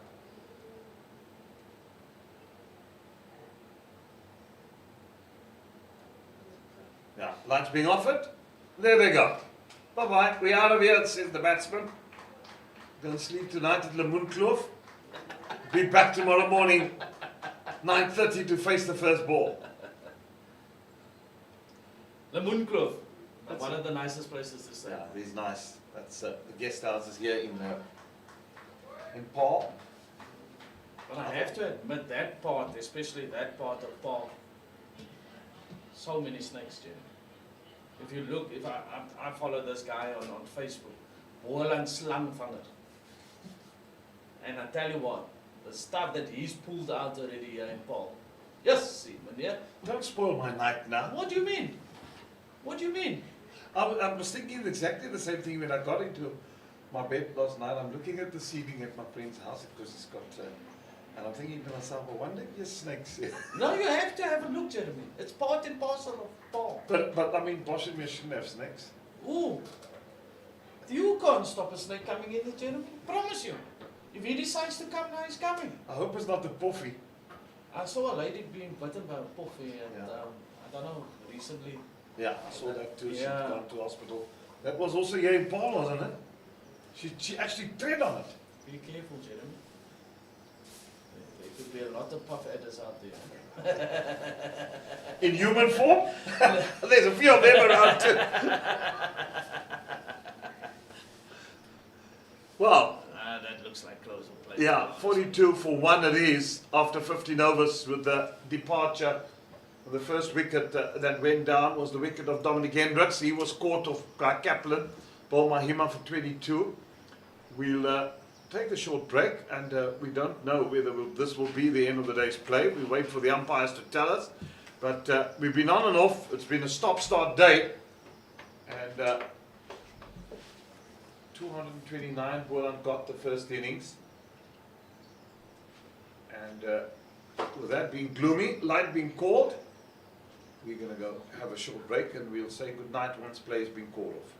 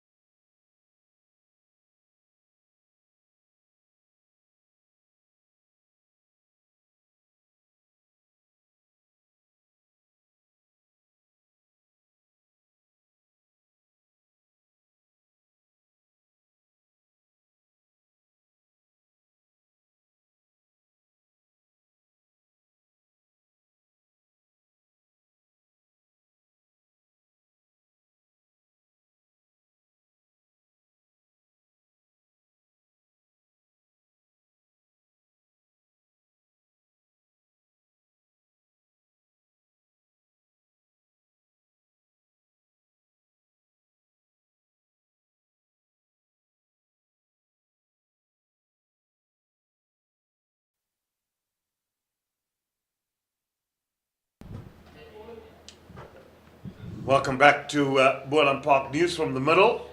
Is that player has been called off for the day, so we'll resume again at 9:30 tomorrow with wickets down. Yeah, 1 wicket down with the score on 41. First wicket fell with a score on 33. That was Dominic Hendricks. He was caught by Kaplan, bowled by Mahima. Earlier on, Boland was dismissed for 229. So all to play for tomorrow from a gloomy Boland Park. Good night.